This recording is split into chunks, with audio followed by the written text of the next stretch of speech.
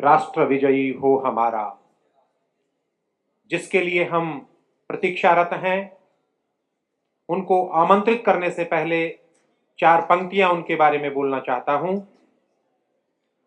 जीवन तो केवल सिंह जिया करते हैं, जीवन तो केवल सिंह जिया करते हैं, जो दिग्गज पछाड़ राज किया करते हैं। कोई न उनके शीश मुकुट धरता है, केहरी अपना अभिषेक स्वयं किया करता है, केहरी अपना अभिषेक स्वयं किया करता है। उस प्रकार के केहरी, उस प्रकार के सिंह हमारे बीच में विद्यमान हैं। खड़े होकर करतल ध्वनि से उनको आमंत्रित करें मंच पर वक्तव्य देने के लिए। परम श्रद्धेय श्रीमान पुष्पेंद्र कुलश्रेष्ठ जी, आपसे सादर आग्रह है, कृपया आकर के हमारे इन युवाओं को आंदोलित करें।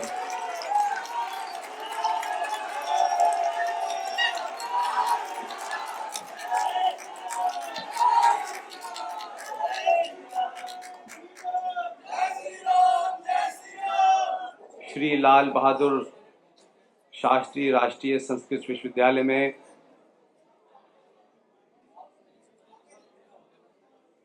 मुझे आमंत्रित करके आपने मेरा मान बढ़ाया।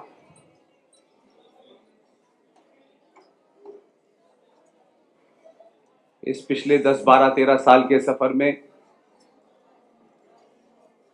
आज की सभा कई कारणों से अनोखी है। यहां कोई राजनेता नहीं बैठा, यहां सनातन संस्कृति के प्रख्यात पंडित बैठे हुए हैं।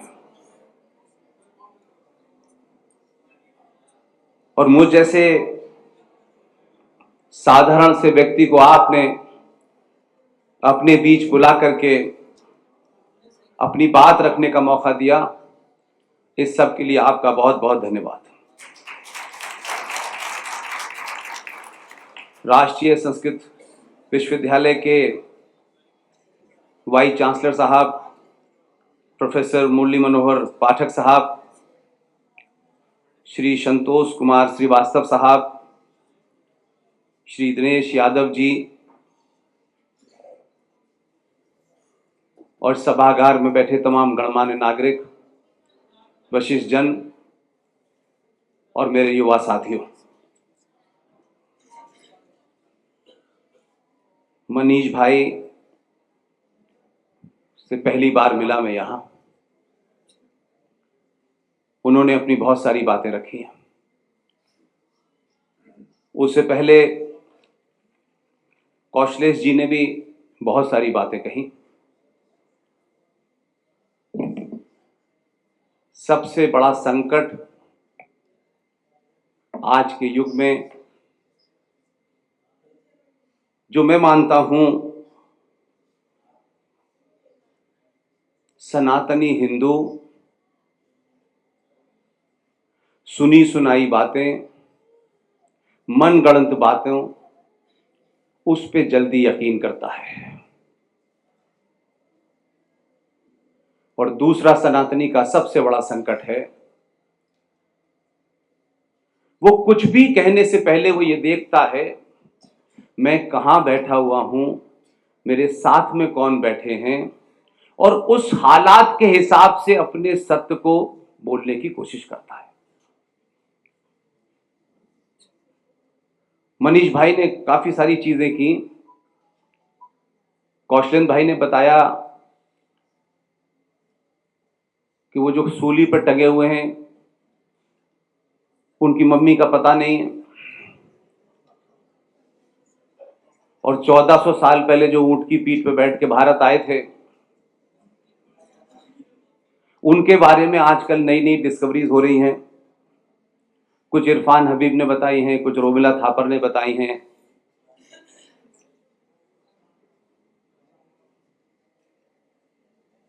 मुझे ये कहते में कोई झिझक नहीं है कि आपको चुनौती कौन दे रहा है, हमारे अपने अंदर के लोग और बाहर के लोग। कभी कभी जब सनातन के बारे में लोग ऊट पटांग बातें बोलते हैं, दूसरे मजहब के पंथ के लोग भी बोलते हैं, और आप उनके कुतर्कों को अपने तर्क से समझाना चाहते हैं। वो नहीं समझेंगे, कोई समझने का सिस्टम उनके यहां है ही नहीं।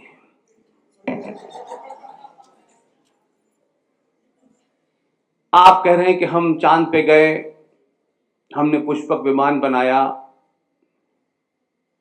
लेकिन उनसे पूछो कि क्या बनाया 1400 साल में, तो उनका दावा देखिए, इसे कहते हैं कॉन्फिडेंस। जो लोग 1400 साल में अपने साइज का पजामा नहीं बना पाए, वो कहते हैं ताजमहल बनाया।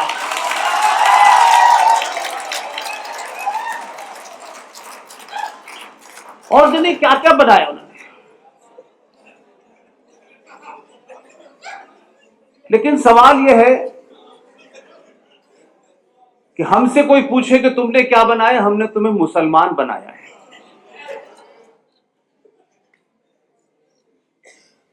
इसलिए कि उनका दावा है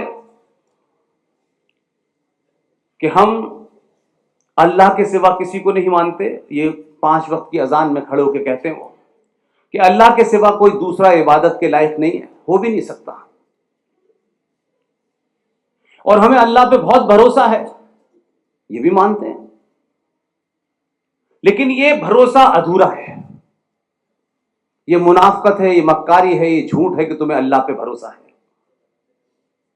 हमको भगवान पर भरोसा है, ये 100% सच है। ताली समय पे बजाइए। आपकी तालियां ना भी बजें तो आपकी जो मौजूदगी है वो तालियों से बहुत ज्यादा ताकतवर है। इतने सारे युवा, वो भी संस्कृत विश्वविद्यालय के अंदर, अगर मुझ जैसे आदमी को सुनने आए हैं तो मैं मानता हूं कि सभागार में एक एक आदमी मुझसे ज्यादा ज्ञानी होगा। अल्लाह पे भरोसा करने वालों का उस वक्त भरोसा क्यों टूटा, और मैं क्यों कहता हूं कि ये हिंदुओं ने खुद ही समस्या पैदा की है। अब वो भस्मासुर हो गए हैं, अब आपको प्रॉब्लम हो रही है। हमको भगवान ने जैसा भेजा हम वैसे ही वापस गए। अल्लाह ने तुम्हें जैसा भेजा, तुमने जब तक विशेष जगह पे छेड़छाड़ नहीं की, यानी अल्लाह को पता था कान यहां लगाना है, नाक यहां लगाना है, आंख यहां लगाना है, लेकिन ये काट पीट वो ऊपर से करके भेज सकता था। तो अल्लाह की जात पे सवाल तो तुमने खुद उठाया। उसने तुम्हें इनकम्प्लीट क्यों भेजा? ये धन्यवाद करो सनातनी हिंदुओं का कि कैंची ना बनाई होती तो पता नहीं क्या होता तुम्हारा।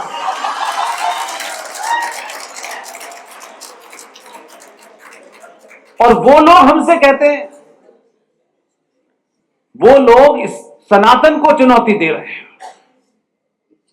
कोई साउथ इंडिया से खड़ा हो जाता है, कोई कश्मीर से खड़ा हो जाता है।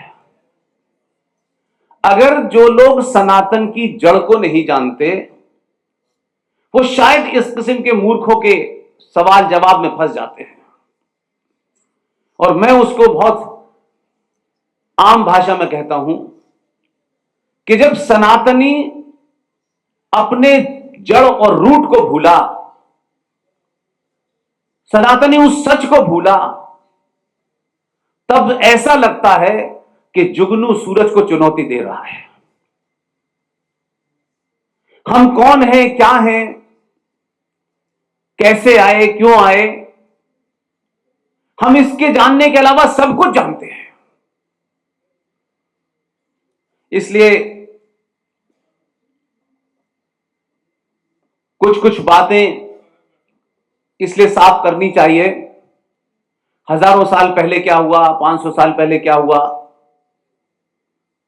आज क्या हो रहा है। क्योंकि हम आज के दौर की उन चुनौतियों के बारे में नहीं बात करेंगे तो आने वाली पीढ़ी कहेगी इन्होंने भी नहीं बताया था। आज सबसे बड़ा संकट यह है कि हम सनातनी नहीं हैं, हम सनातनी होने का ढोंग कर रहे हैं। हम हिंदू नहीं हैं, हम हिंदू होने का जितना हमसे ड्रामा करा लीजिए करते हैं। इसलिए मैं ही मानता हूं कि जिस दिन भी सनातनी हिंदू अपनी सामूहिक शक्ति का सार्वजनिक प्रदर्शन करेगा, दुनिया की हर ताकत आपकी चौखट पे नाक रगड़ेगी।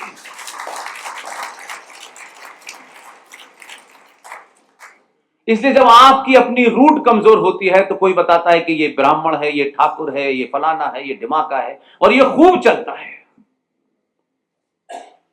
देश के एक लंबे कालखंड में, कोई हमको 500 साल नहीं हुए आजाद हुए, इस तथाकथित आजादी में भी हम 1947 से लेके 2024 तक धड़ल्ले से झूठ बोल रहे हैं। कोई रामायण पे सवाल उठा रहा है, कोई राम पे सवाल उठा रहा है, कोई कृष्ण पे सवाल उठा रहा है। वो तो बहुत दूर की बात है, वो जो सवाल उठा रहे हैं उनकी औकात ही नहीं है। लेकिन कुछ बातों को कहने से हम इसलिए डरते हैं कि किसी महान आदमी ने मंच पे खड़े होकर यह कह दिया था, इसलिए उस महान आदमी होगा। लेकिन ज्ञान का महान से कोई लेना देना नहीं है, कोई मतलब नहीं है। ज्ञानी कोई भी हो सकता है।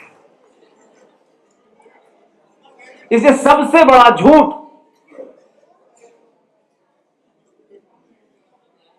ये जो भारत है, इसके बारे में मैंने कहा कि मैं वहां नहीं जाना चाहता जहां मैं नहीं था। जो मेरे सामने हुआ है, जो तथ्य मेरे पास हैं, उसको ही आप तक पहुंचाने का मेरा एकमात्र काम है। हम लगातार सुन रहे हैं 15 अगस्त 1947 को भारत आजाद हुआ था।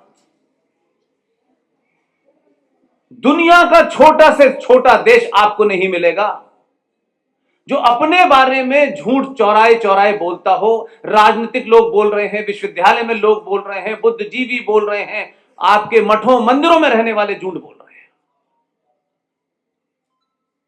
क्योंकि किसी भी चीज पे सवाल वैसे हम हजारों चीजों पे उठाते हैं, भगवान राम थे नहीं थे, सीता जी के साथ क्या, सब पे सवाल उठा रहे हैं। लेकिन जो हमारी आंखों के सामने हो रहा है उस पर हम बात नहीं करना चाहते। 15 अगस्त 1947 को भारत आजाद नहीं हुआ है। न 15 अगस्त 1947 की कोई आजादी की डेट है, लेकिन झूठ चल रहा है। कोई किताब नहीं है, न ब्रिटिश लाइब्रेरी में है, न आर्काइव में है, न भारत में है, न लोकसभा में है, कहीं नहीं है। और ये कोई हजारों साल नहीं, कुछ मुश्किल से 73-74 साल हुए हैं आपको। इसलिए एक बना बनाया नैरेटिव जब चलता है और समाज उसके पीछे चलने लगता है तो वो भीड़ तंत्र होता है। जो आता है वो अपने मन की एक बकवास करता है और चला जाता है, और हम उसी के आगे पीछे घूमते रहते हैं।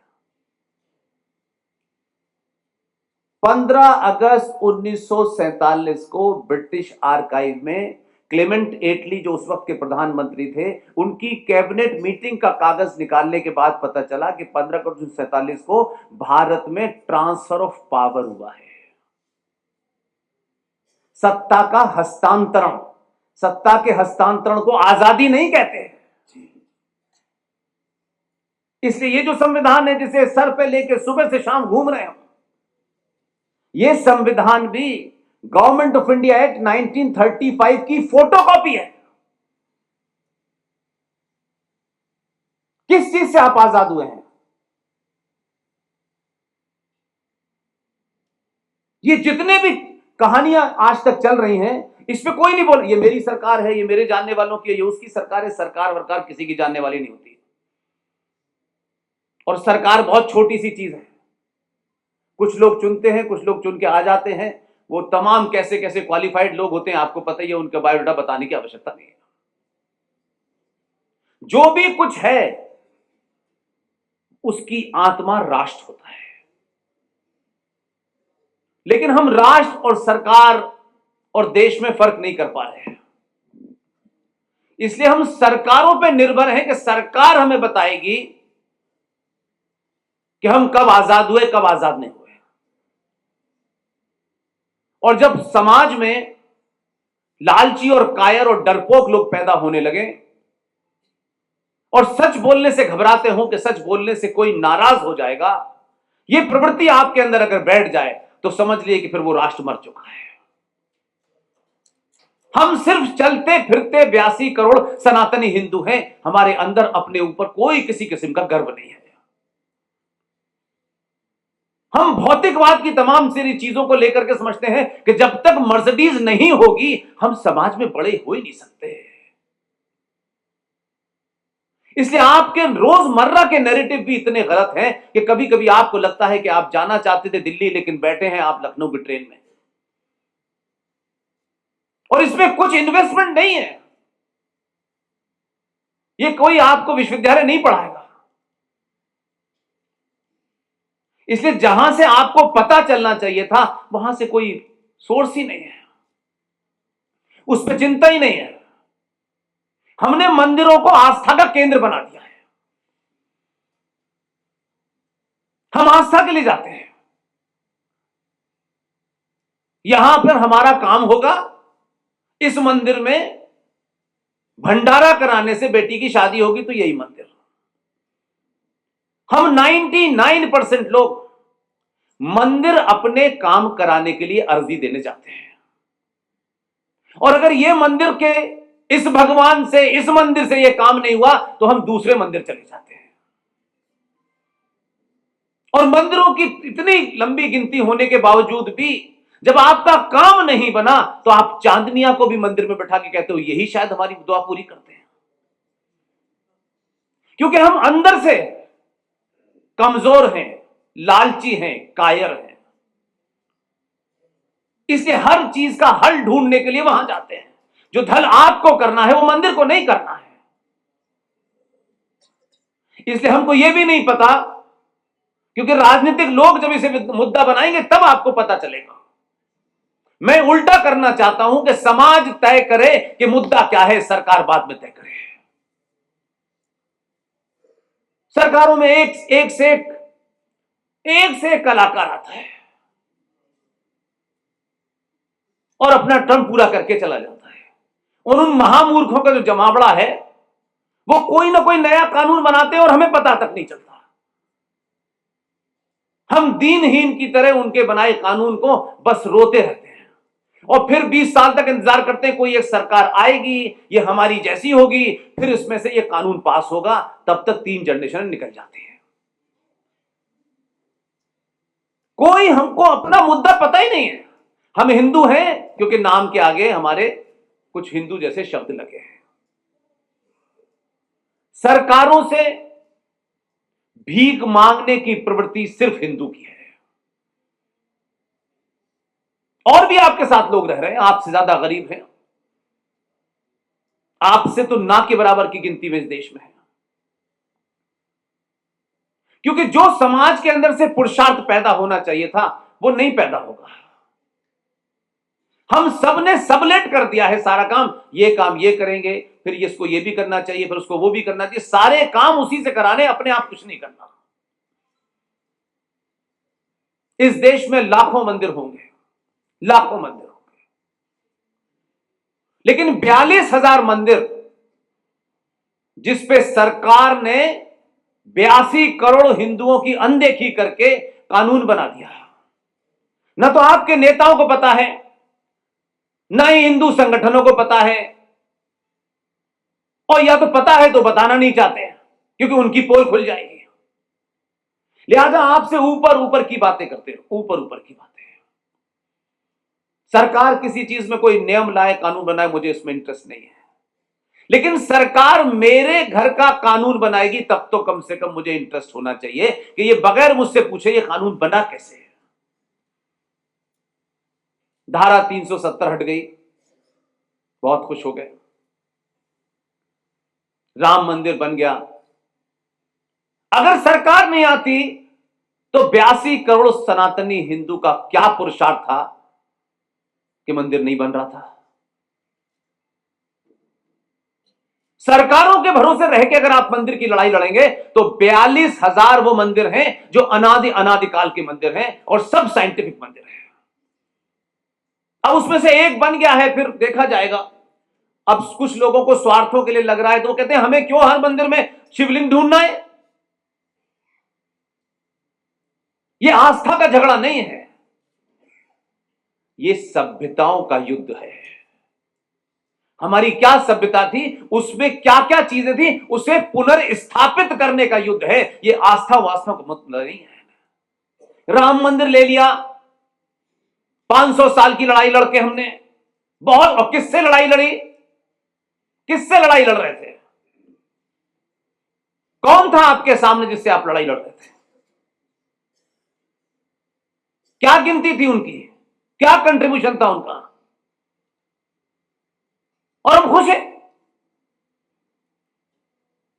अब एक लड़ाई चल रही है, हमारे साथी दोस्त विष्णु शंकर जैन लड़ रहे हैं।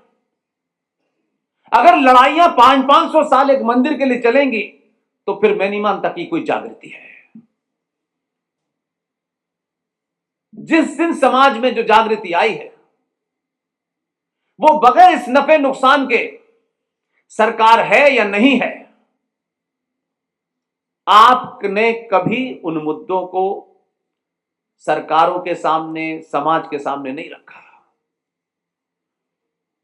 इसलिए आज आप अपनों द्वारा, जिन्हें आप अपना कहते हैं, उनसे सवाल नहीं करते आप। क्योंकि कहीं आप जाति देख के बात करते हैं, अच्छा ये हमारा एमपी है तो इससे क्या बात करनी, ये फला का एमपी हम इससे क्या बात करनी है। आज की डेट में भारत के संविधान और इस संसद ने, दोनों ने मिलकर भारत के सनातनी हिंदू को 8वें दर्जे का नागरिक बनाया है। यहां किसी से पूछो नहीं पता होगा। हम सब ताली बजा के खुश है, मंदिर बन गया, बस हो गया। नहीं भाई, सभ्यताओं के युद्ध में सरकारों की जिम्मेदारी नहीं है, समाज की जिम्मेदारी है। आप उन मुद्दों के लिए कभी बाहर निकले ही नहीं, या फिर वो मुद्दे आपको पता ही नहीं है, या कुछ लोग सोच करके आपको बताए नहीं, लेकिन हम सिर्फ ताली बजाते हैं, हर बात को एंटरटेनमेंट समझते हैं। आज की डेट में, आज की डेट में किसी संगठन से नहीं, किसी पार्टी से नहीं, जिसके यहां आग लगी होती है ना, वो ये नहीं तय करता है कि मुझे कितने लोग पहचानते हैं और कितने नहीं पहचानते, और ये करने से क्या नुकसान होगा और ये क्या फायदा होगा। वो कुछ नहीं करता है, वो काम कर देता है बस। भारत के संविधान में, जिस संविधान को हम सुबह से शाम बीच बीच में बार बार संविधान संविधान, ऐसे लगता है कि बगैर संविधान के हमारा घर नहीं चलता। जिस संविधान में आपको 8वें दर्जे का बनाया है, हम उस पर चर्चा नहीं करेंगे कभी, लेकिन सारे धर्म बराबर है का पाखंड हम बोलते हैं। सारे धर्म बराबर बोलना सबसे बड़ा पाप है, क्योंकि ये संस्कृत विश्वविद्यालय के अंदर बोल रहा हूं। धर्म शब्द का अर्थ क्या होता है, हम जो कुछ समझते हैं, धर्म का अर्थ होता है आपका कर्तव्य, आपकी ड्यूटी। एक मां का धर्म क्या है, एक पिता का धर्म क्या है, एक बेटे का क्या है, एक बेटी का क्या है। राजा का धर्म होता है, उसका कर्तव्य होता है, उसकी ड्यूटी होती है। लेकिन कुछ जुगनू आए और उन्होंने ये झूठ बोला और आपको लगा अरे ऐसी कोई बात नहीं। जिन लोगों ने भी उस समय उसको चेकमेट नहीं किया वो इसके पापी हैं। धर्म कभी रिलीजन का पर्यायवाची नहीं हो सकता। रिलीजन का अगर कोई पर्यायवाची होना है तो वो पंथ होगा। लेकिन दो तरफ से कंफ्यूज किया। जब आपने उसे धर्म कहा कि सारे धर्म बराबर हैं, तो सनातनी को लगने लगा अच्छा, वो जो कान में 5 बार अल्लाह को याद करके आपको बता रहे हैं वो भी, और जो सूली पे लटके हैं वो सब बराबर हैं। नहीं हो सकता ये। धर्म और रिलीजन में जमीन आसमान का फर्क है। एक 2000 साल वाले पैदा हुआ, उसका कोई पैगंबर था, उसका कोई मसीहा था। एक 1400 साल वाले पहले पैदा हुआ, उसका भी कोई पैगंबर था, उसकी भी कोई किताब थी। पैगंबर आए, पैगंबर चले गए। और 632 में जो इस दुनिया से चले गए, उन्होंने कहा मैं ही आखिरी हूं। उन्होंने आगे की रास्ते ही बंद कर दिया। सनातन कब पैदा हुआ? सनातन की कोई किताब, सनातन का कोई रहनुमा, कोई नेता, कोई उसका मसीहा कोई है जिसे आज आप सनातन कहते हैं? उसको अगर पीछे ले जाएं तो सनातन मीन्स साइंस। पूरे ब्रह्मांड में एकमात्र जाति है जो साइंस पे बिलीव करती है, और साइंस सब बाद में आया, इसलिए हम सनातन कहते हैं। आप जब सारे धर्म बराबर कहते हैं तो मुझे ऐसा लगता है कि कीचड़ की नाली की तुलना आप समुद्र से करते हैं। हो ही नहीं सकता ये। इसे सारे धर्म बराबर नहीं हो सकते। फिर कहा गया मंदिर मस्जिद अल्लाह का घर है। नहीं भाई साहब, नहीं, बिल्कुल नहीं, एकदम नहीं। सुप्रीम कोर्ट कह चुकी है, उनकी अपनी किताब ये फरमाती है। मैं किताब की बात कर रहा हूं, मैं हदीसों की बात नहीं कर रहा। हदीस 200 साल बाद लिखी गई। हदीस का मतलब होता है इंटरप्रिटेशन। कुरान की इंटरप्रिटेशन बहुत सारे लोगों ने की, उसी को हदीस कहते हैं। जैसे गीता की इंटरप्रिटेशन राधा कृष्ण ने अलग की है, गांधी जी ने अलग की है। हम इंटरप्रिटेशन पे जा रहे हैं, जड़ पे नहीं जा रहे हैं। जब जड़ पे जाएंगे तब आपको पता चलेगा कि क्या है। इसलिए इस्लाम पैदा हुआ, क्रिश्चियनिटी पैदा हुई, उससे पहले 3 साल पहले यहूदी पैदा हुए। जब ये तमाम सारे लोग पैदा हुए हैं, इनके पैगंबर भी पैदा हुए चले गए, सनातन तो पैदा ही नहीं हुआ।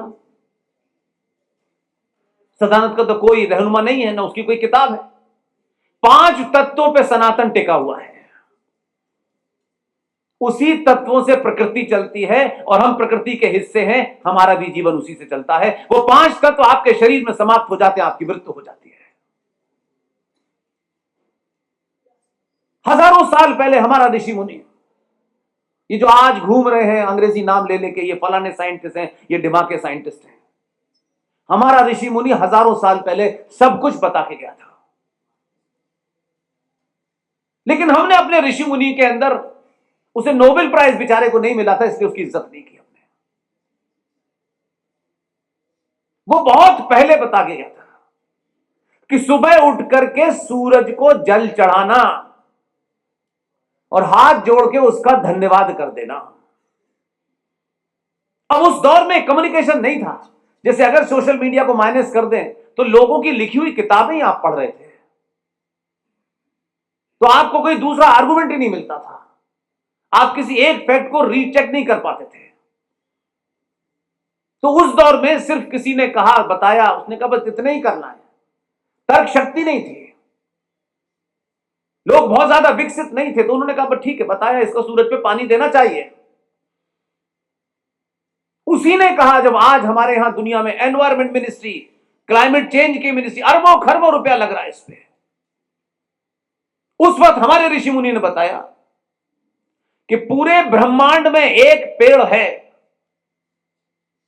उसका भाव यह था कि उसकी केयर करना, उसको प्रोटेक्ट करना। लेकिन जब आप उसको किसी भावना से जोड़ देते हैं तो आसान हो जाता है लोगों को कम्युनिकेट करना। कहा कि उस पेड़ को स्वच्छ रखना, साफ रखना, काटना मत, उसकी पूजा करना। तो जब पूजा का भाव हमारे अंदर आता है तो हम पवित्रता से जुड़ जाते हैं, फिर उसके प्रोटेक्शन से जुड़ जाते हैं, फिर उसके प्रति एक हमारा लगाव हो जाता है। कौन से अंग्रेज साइंटिस्ट ने बताया कि ये पेड़ जो है इसकी पूजा करना? हमारा ऋषि मुनि हजारों साल पहले जानता था कि पीपल का पेड़ एकमात्र पेड़ है जो 24 घंटे ऑक्सीजन देता है, इसलिए उसको प्रोटेक्ट करना था। और अभी बीच में मां के बारे में बहुत सारी बातें की गई। मां दुनिया का सबसे बड़ा सच है, उसके अलावा कुछ और सच है नहीं। और मां इसलिए सच है और पिता सिर्फ एक विश्वास है। हमने जब उल्टी गंगा बहाई तब हमारी दुर्गति हुई, क्योंकि हमने अपने हिसाब से, अपनी सुविधाओं के हिसाब से चीजों को पढ़ा। मां के पेट में 9 महीने रहने के बाद उसने हमको जन्म दिया। यह दुनिया का सच है, बताइए है ना? नहीं, इतने हल्के से क्यों बोले? डाउट है क्या? हाँ। आपका पिता कौन है, ये किसने बताया? मां ने बताया ना, बताया था ना मां ने। और जो पिताजी बने घूम रहे हैं, जिनको बड़ा नहीं, वंश चलना चाहिए पिता के नाम से। अगर मां ने इधर की जगह इधर उंगली की होती तो पिता नहीं बनते, जीवन घूम रहे होते हैं। जिस समाज में मां अत्याचार के कारण रोने लगे, उसकी यही दुर्गति होती है। सिर्फ मां को दुनिया में पता है कि मेरा पिता कौन है, लेकिन यह आपके लिए महत्वपूर्ण नहीं है। जब आप किसी बड़े चीजों को देखते हैं तो मुझे सबसे छोटी चीज में से मैं वो अर्थ निकालता हूं जो हजारों हजारों साल तक मेरे मन के अंदर एक ताकत पैदा करे। सरकारों की बहुत सारी लोग बात करते हैं, मैं उस एंगल को देखता हूं क्योंकि 20-22 साल जर्नलिस्ट रहा हूं। इसलिए 14 में एक सरकार आई है, उस सरकार का पहला नोटिफिकेशन क्या था? पाठक साहब, किसी को नहीं पता होगा। पहला ऑर्डर जियो निकला, पहला शोर नहीं मचा, चुपचाप से एक जियो निकाल दिया। अब जियो तो हजारों निकलते हैं लेकिन आप तक नहीं पहुंचे, लेकिन मुझे वो याद है और मेरी सुई वहीं अटकी हुई है। इस सरकार ने एक जियो निकाला कि जो जघन्य अपराध आपके साथ अंग्रेजों ने किया था, और वो पागल नहीं थे, वो जानते थे कि जो आपकी शक्ति है उसको कैसे उन्होंने काटा। इसलिए आप ऐसे ही घूम रहे हवा में, और ऐसे ही घूम रहे इसलिए आपको लगता है कि सुंदरता की निशानी तैमूर की अम्मी है, क्योंकि आप रूट से नहीं जुड़े हुए। आप रूट से जुड़े हुए होते तो इस देश में अगर सुंदरता की कोई निशानी है तो छत्रपति शिवाजी महाराज की मां जीजाबाई है।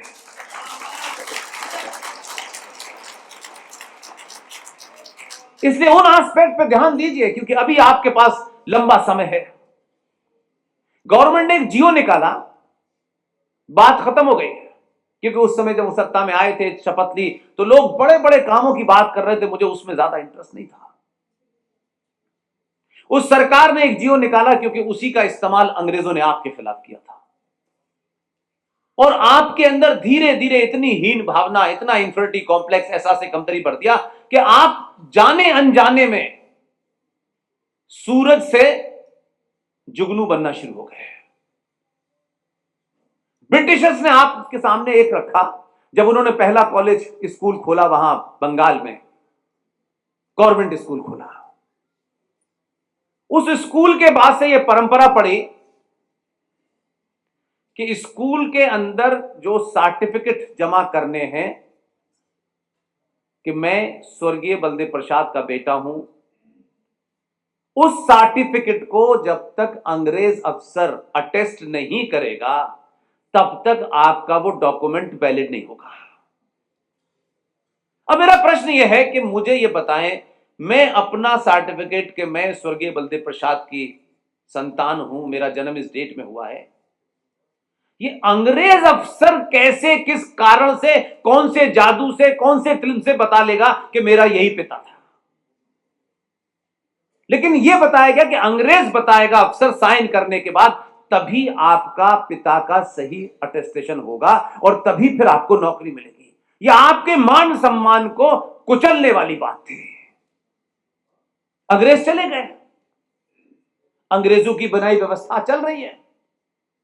तब आज के दौर में मुझे लगता है कि 10 साल 5 साल पहले आप में से कितने लोग छोटे छोटे सर्टिफिकेट को अटेस्ट कराने के लिए फर्स्ट क्लास गजेट ऑफिसर के पास जाते थे कि नहीं जाते थे? यह कंपलसरी था। लेकिन अपने मन से सवाल पूछिए, गजेटेड ऑफिसर को कैसे पता चला कि ये मेरा पिता है? जो आपने लिख दिया उसने उस पर साइन कर लिए, किसी ने 10 रुपए ले लिए, किसी ने 50 रुपए ले लिए, 10 रुपए में वो आपके पिता को अटेस्ट कर रहा है और आप उसको अटेस्ट कराने के बाद, भाई मैंने अटेस्ट करा लिए, आपने कभी सवाल नहीं करा मेरा पिता कौन है? अगर दुनिया में कोई अटेस्ट कर सकता है तो मेरी मां कर सकती है, सिर्फ आपने नहीं किया। यही भारत में चलन था। सभ्यताओं के युद्ध में जो भी उस समय के लोग होते हैं, उनको हमेशा उनके अंदर एक कॉम्प्लेक्स भरा जाता है। उनको अपनी आस्थाओं के प्रति, अपनी परंपराओं के प्रति ऐसा हीन भावना पैदा कर दी जाती है कि वो अपनी सारी चीज को तुच्छ समझते हैं। इसलिए अंग्रेजों ने जानबूझ, ऐसा नहीं था, जो भाषण दिया मैकोले ने वहां अपनी पार्लियामेंट में, उसने ये साफ साफ कहा कि भारत पे लंबे समय तक अगर आपको राज करना है तो जो सबसे मजबूत संस्था है उसको समाप्त करना पड़ेगा। उस संस्था का नाम था गुरुकुल। तब यहां पर अंग्रेजी स्कूल खुले और फिर हमारे यहां भीड़ लग गई और कह दिया गया कि भाई उसमें जो पढ़ेगा अंग्रेजी उसको पहले नौकरी मिलेगी। फिर ऐसी स्थिति आ गई कि अपने बाप को 5 गाली दोगे तुम्हें नौकरी मिलेगी। लोग कहेंगे 5 क्यों, हम तो 10 देने को तैयार हैं। हम इसी भीड़ में लगे रहे। तब 2014 के चुनाव के बाद में सरकार के मुखिया ने पहला एक ऑर्डर पास किया जिसे जियो कहते हैं। उसमें लिखा, आज के बाद से आप अपने पिता और मां के अटेस्टेशन खुद करेंगे। लेकिन यह बात बड़ी नहीं लगी लोगों को। ऐसी छोटी छोटी घटनाएं बहुत हुई, लेकिन हम सिर्फ उनको देखते हैं जिस पे शोर ज्यादा होता है। संविधान में पानी अगर आप मुझे पिलाएंगे तो लोग कहेंगे पानी पी पी के दे रहा है, बिना पानी के ठीक है। कोई बात,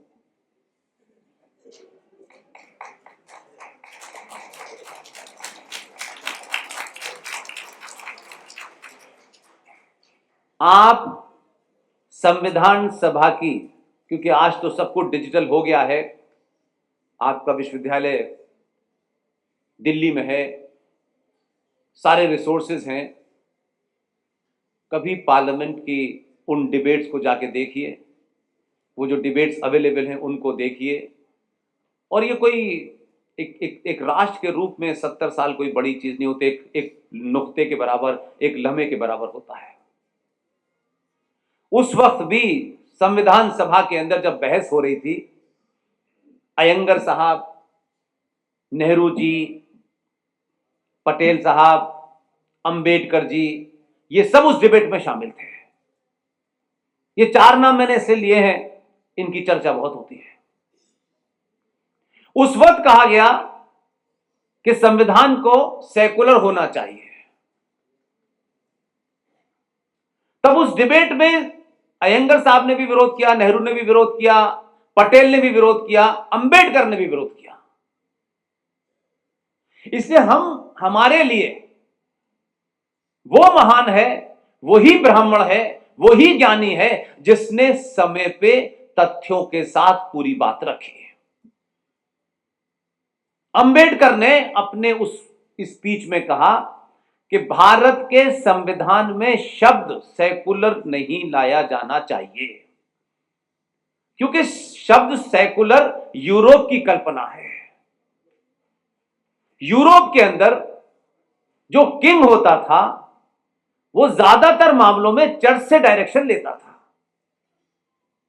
तब जहां वो लोग पैदा दूसरे हुए और उन्होंने जो चर्च में जिनका विश्वास नहीं था, तो उन्होंने ये मांग उठाई कि राजा जो है सेकुलर होना चाहिए, क्योंकि राजा जो दूसरे ईसाई मजहब से मानने वाले लोग हैं उनके साथ न्याय नहीं कर सकता। तब वो मूवमेंट चला और फिर ये कहा गया कि राजा का कोई, देखिए मेरी पहली बात को बताने के बाद दिया, राजा का कोई मजहब नहीं होता। जिस दिन राजा का धर्म नहीं होगा तो अनार्की फैल जाएगी, राजा अपना कर्तव्य नहीं करेगा। मैंने वही बात कह रहा हूं। तब ये यूरोप में आया और यहां क्योंकि यूरोपियन से नेहरू जी की काफी नजदीकी थी, वो तो सबको पता ही है, तो वो उस वक्त बहस हुई, बात खत्म हो गई। तो अंबेडकर का जो तर्क है मैं उसको रखना चाहता हूं। अंबेडकर ने कहा कि भारत अनादिकाल से भारत भूमि पर अनेक अनेक पंथ आए, मानने वाले आए, उनकी पूजा पद्धति अलग थी, उनका अपना मंदिर अलग था, लेकिन एक घटना नहीं मिलती कि भारत की धरती पर किसी को इसलिए मारा गया हो कि उसका पंथ अलग है, उसकी पूजा पद्धति अलग है। इसलिए भारत भूमि में यहां के सनातनियों की नसों में और मिट्टी में जो सेकुलरिज्म है उसको किताब में लिख करके छोटा मत कीजिए। ताज्जुब है जो लोग दिन भर आजकल वो घूम रहे हैं, जो सोने से आलू बना रहे हैं बेचारे, वो आजकल अंबेडकर की बात बहुत कर रहे हैं, पिछड़ों की बात बहुत कर रहे हैं, दलितों की बात बहुत कर रहे हैं, लेकिन बता नहीं रहे इसके बारे में। उस पर खूब चर्चा हो रही है, लेकिन यह कोई नहीं बताता है कि अंबेडकर के लिखे संविधान जो 26 नवंबर 1950 को लागू हुआ, उस अंबेडकर के संविधान में मात्र 24 सालों के बाद ऐसा क्या हो गया, किसके दबाव में हुआ, पार्लियामेंट में वो 35 कौन लोग थे जो केजीबी के डायरेक्टर ने अपनी किताब लिखी है कि ये हमारे पेमेंट पेरोल पर थे, कौन लोग थे वो, किस दबाव में आपने 42nd अमेंडमेंट रात के अंधेरे में जब ज्यादातर नेता जेलों के अंदर थे 1976 में भारत के प्रियम्बल के अंदर सेकुलरिज्म और सोशलिज्म शब्द डाला, जो पास भी नहीं हुआ पार्लियामेंट से। तो जो लोग सेकुलरिज्म की दुहाई दे रहे थे, तो अंबेडकर का संविधान मात्र 24 साल के अंदर कम्युनल हो गया, तो आपने लिखित में डाला। अब उसमें हमसे ही उम्मीद की जा रही है 80 करोड़ समाज से कि आप सेकुलर हैं, और सेकुलर समाज के लिए शब्द नहीं है, राजा के लिए था। और इस पाखंड, इस झूठ, इस चोर, मक्कारी, डकैती जो रात में आपने की इमरजेंसी के जमाने, इसको भी थोड़ी देर के लिए हम एक्सेप्ट कर लेते हैं। तो भारत का संविधान अगर सेकुलर हो भी गया है तथाकथित तौर पे, क्योंकि सेकुलर का अर्थ आज जो आप बोल रहे हैं ये है ही नहीं। 76 में जब इसको डाला जा रहा था तो इस दिल्ली के अंदर एक बहुत बड़े विद्वान थे जिनका बेटा सुप्रीम कोर्ट में लाइव देखा होगा कि जज कैसे बनाते हैं। बहुत ज्ञानी आदमी थे वो। शुरू का दौर था जब जर्नलिज्म शुरू करते थे, तो शुरू के दौर में जो कब रिपोर्टर होता है उसको भगाते रहता है। तो ऐसे ही किसी प्रेस कॉन्फ्रेंस में उनसे मिला मैं, वो अब नहीं है।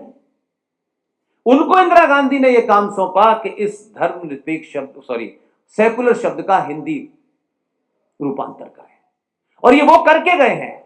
लेकिन संविधान में जो लिखा है उसकी चर्चा नहीं है। जो शब्द है एक नया शब्द, क्योंकि वो नैरेटिव कौन बनाता था, वो जो 35 लोगों को पेमेंट के रोल पे थे और उसी जमाने जेएनयू बनी तब बनते थे नैरेटिव। भारत सेकुलर मींस धर्मनिरपेक्ष, सेकुलर मींस धर्मनिरपेक्ष नहीं।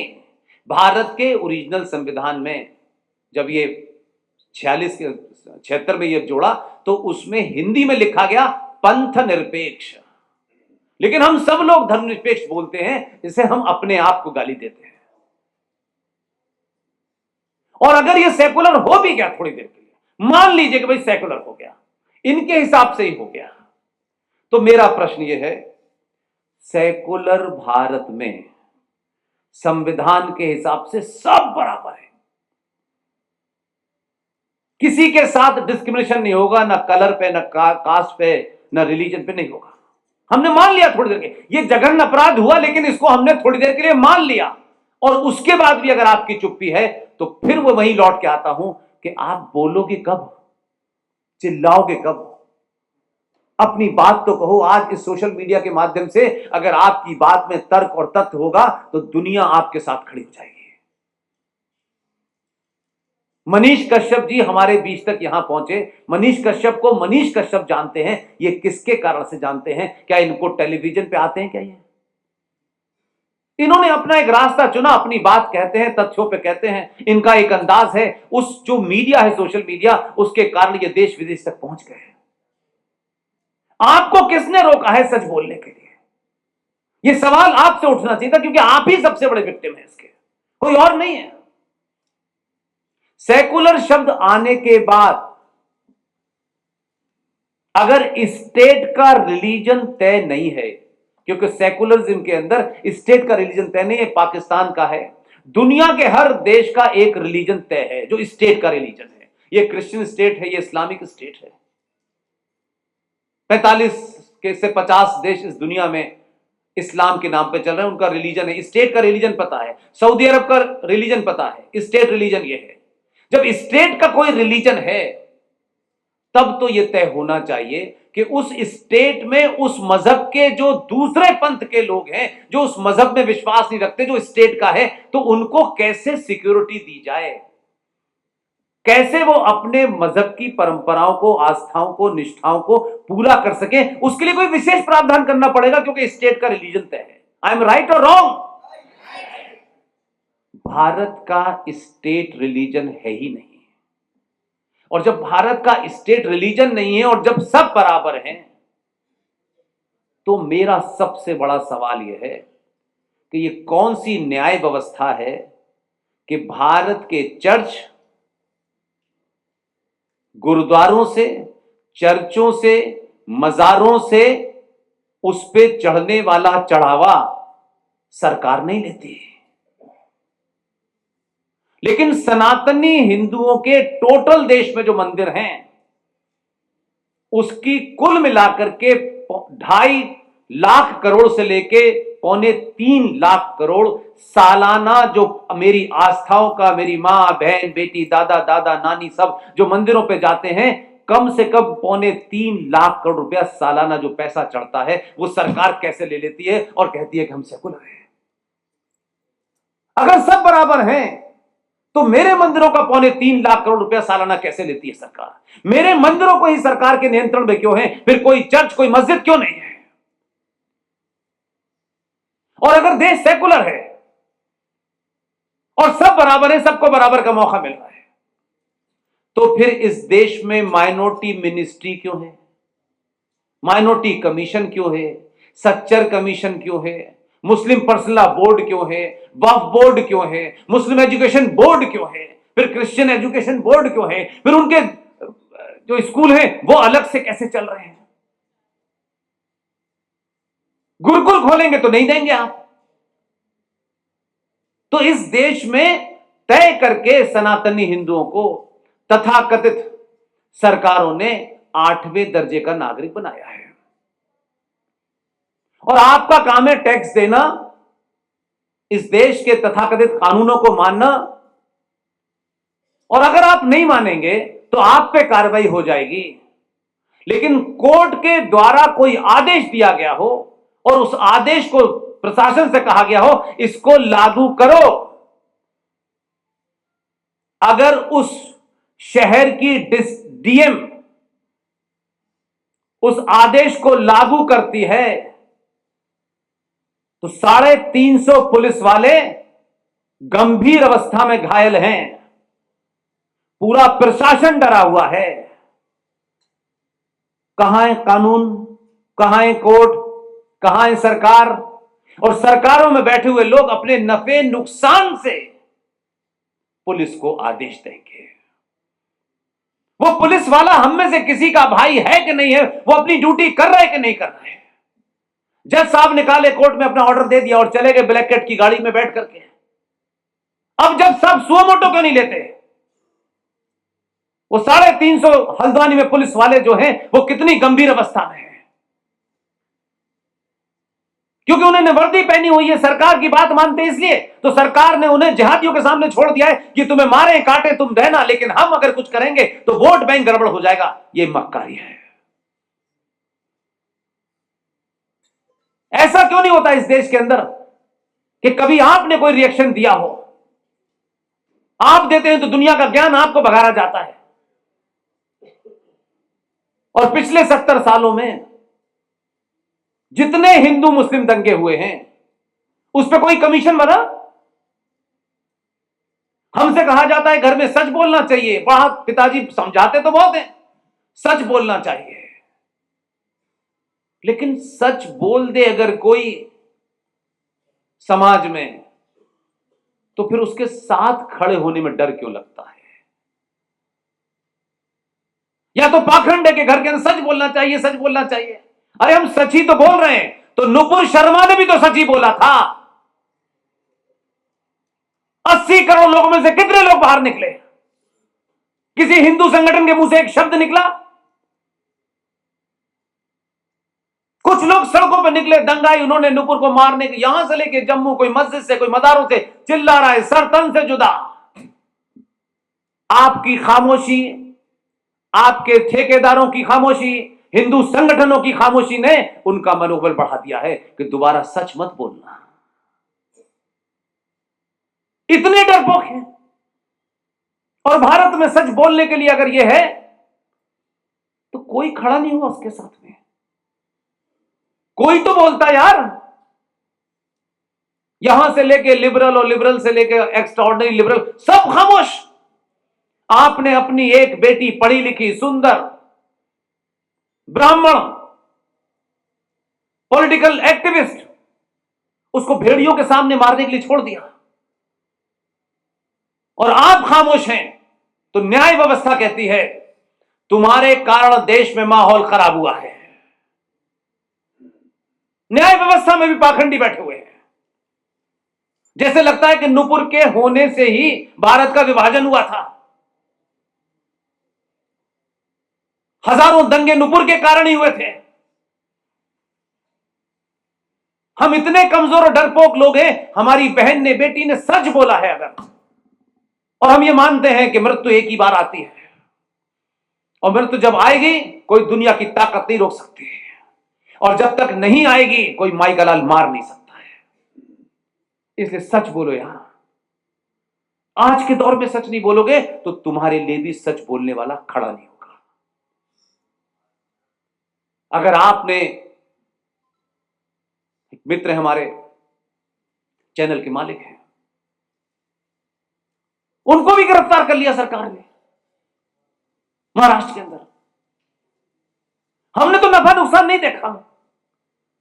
हमने जितने भी साथियों के साथ उठते बैठते थे सबको इकट्ठा किया। हमने कहा किसी भी कीमत पर यह नहीं होने देंगे।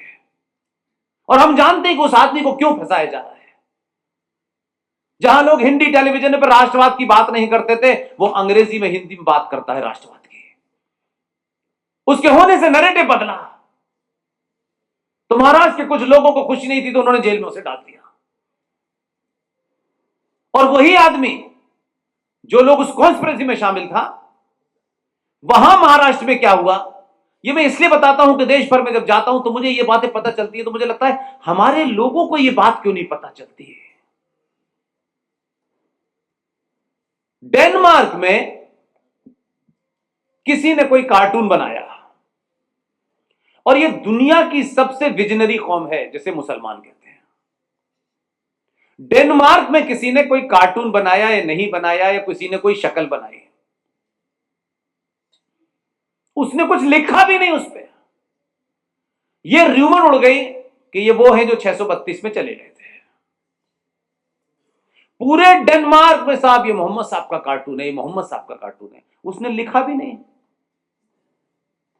तुम पहचान जल्दी लेते हो। कहां किसी ने लिखा कि किसका कार्टून है। डेनमार्क में हुआ, बिहार के कई शहरों में दंगे हुए, आपकी नाक के नीचे होता है और आप बोलते नहीं हैं। आप कहते हो ये कोई और करेगा, ये फला का काम है, ये ढिमाके का काम है। ये नहीं होता। ये जो पुलिस है ना, पुलिस, ये पुलिस इस्लामिक दंगाई और सनातनी के घर के बीच में आखिरी लाइन बची है आपके पास, आखिरी लाइन है।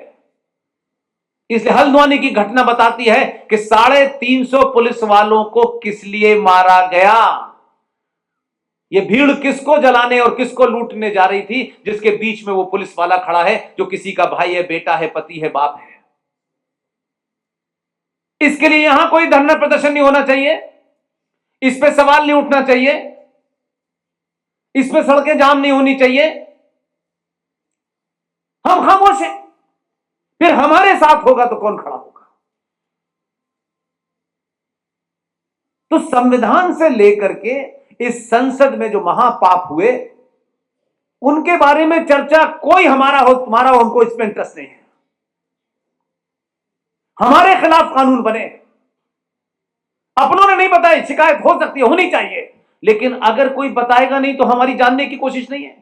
फ्रांस में कौन सा दुपट्टा आया है और कौन सी पैंट आई है यह आपको पता है, लेकिन पार्लियामेंट में आपके खिलाफ कानून बन गया। ऐसा कानून जो दुनिया में कहीं नहीं बन सकता, दुनिया में नहीं बन सकता, बन गया, रख गया। और जिन्हें आप कहते हैं ना वो शिक्षा में पीछे हैं, शिक्षा और ज्ञान में फर्क है। शिक्षा में पीछे रह जाओगे तो कोई फर्क नहीं पड़ेगा, अगर ज्ञान में रह गए तो बहुत कुछ फर्क पड़ने वाला है।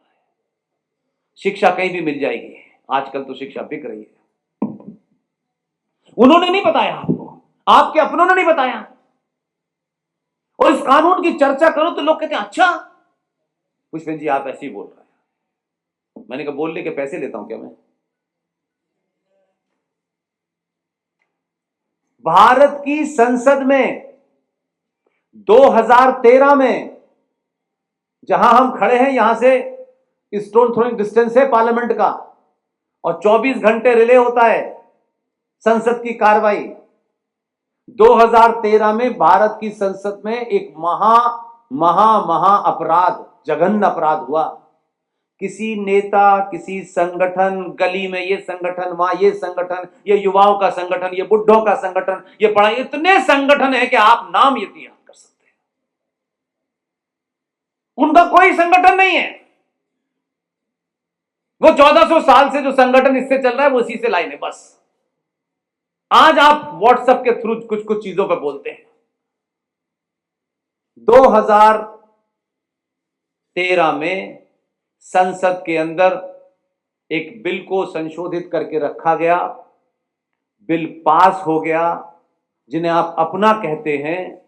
मैं फिर कह रहा हूं, इस भाषा के पीछे जिस दिन यह तय हो जाएगा कि इनकी बात छुपानी है क्योंकि बड़ा पट्टा गले में डाले हैं राष्ट्रवाद का, तो फिर मैं यहां मंच पे नहीं खड़ा होऊंगा। मुझे उनसे शिकायत नहीं है जो दीवार पे लिखा हुआ है जिनके बारे में, मुझे उनसे शिकायत है जो सुबह शाम मुझे ज्ञान बांट रहे हैं।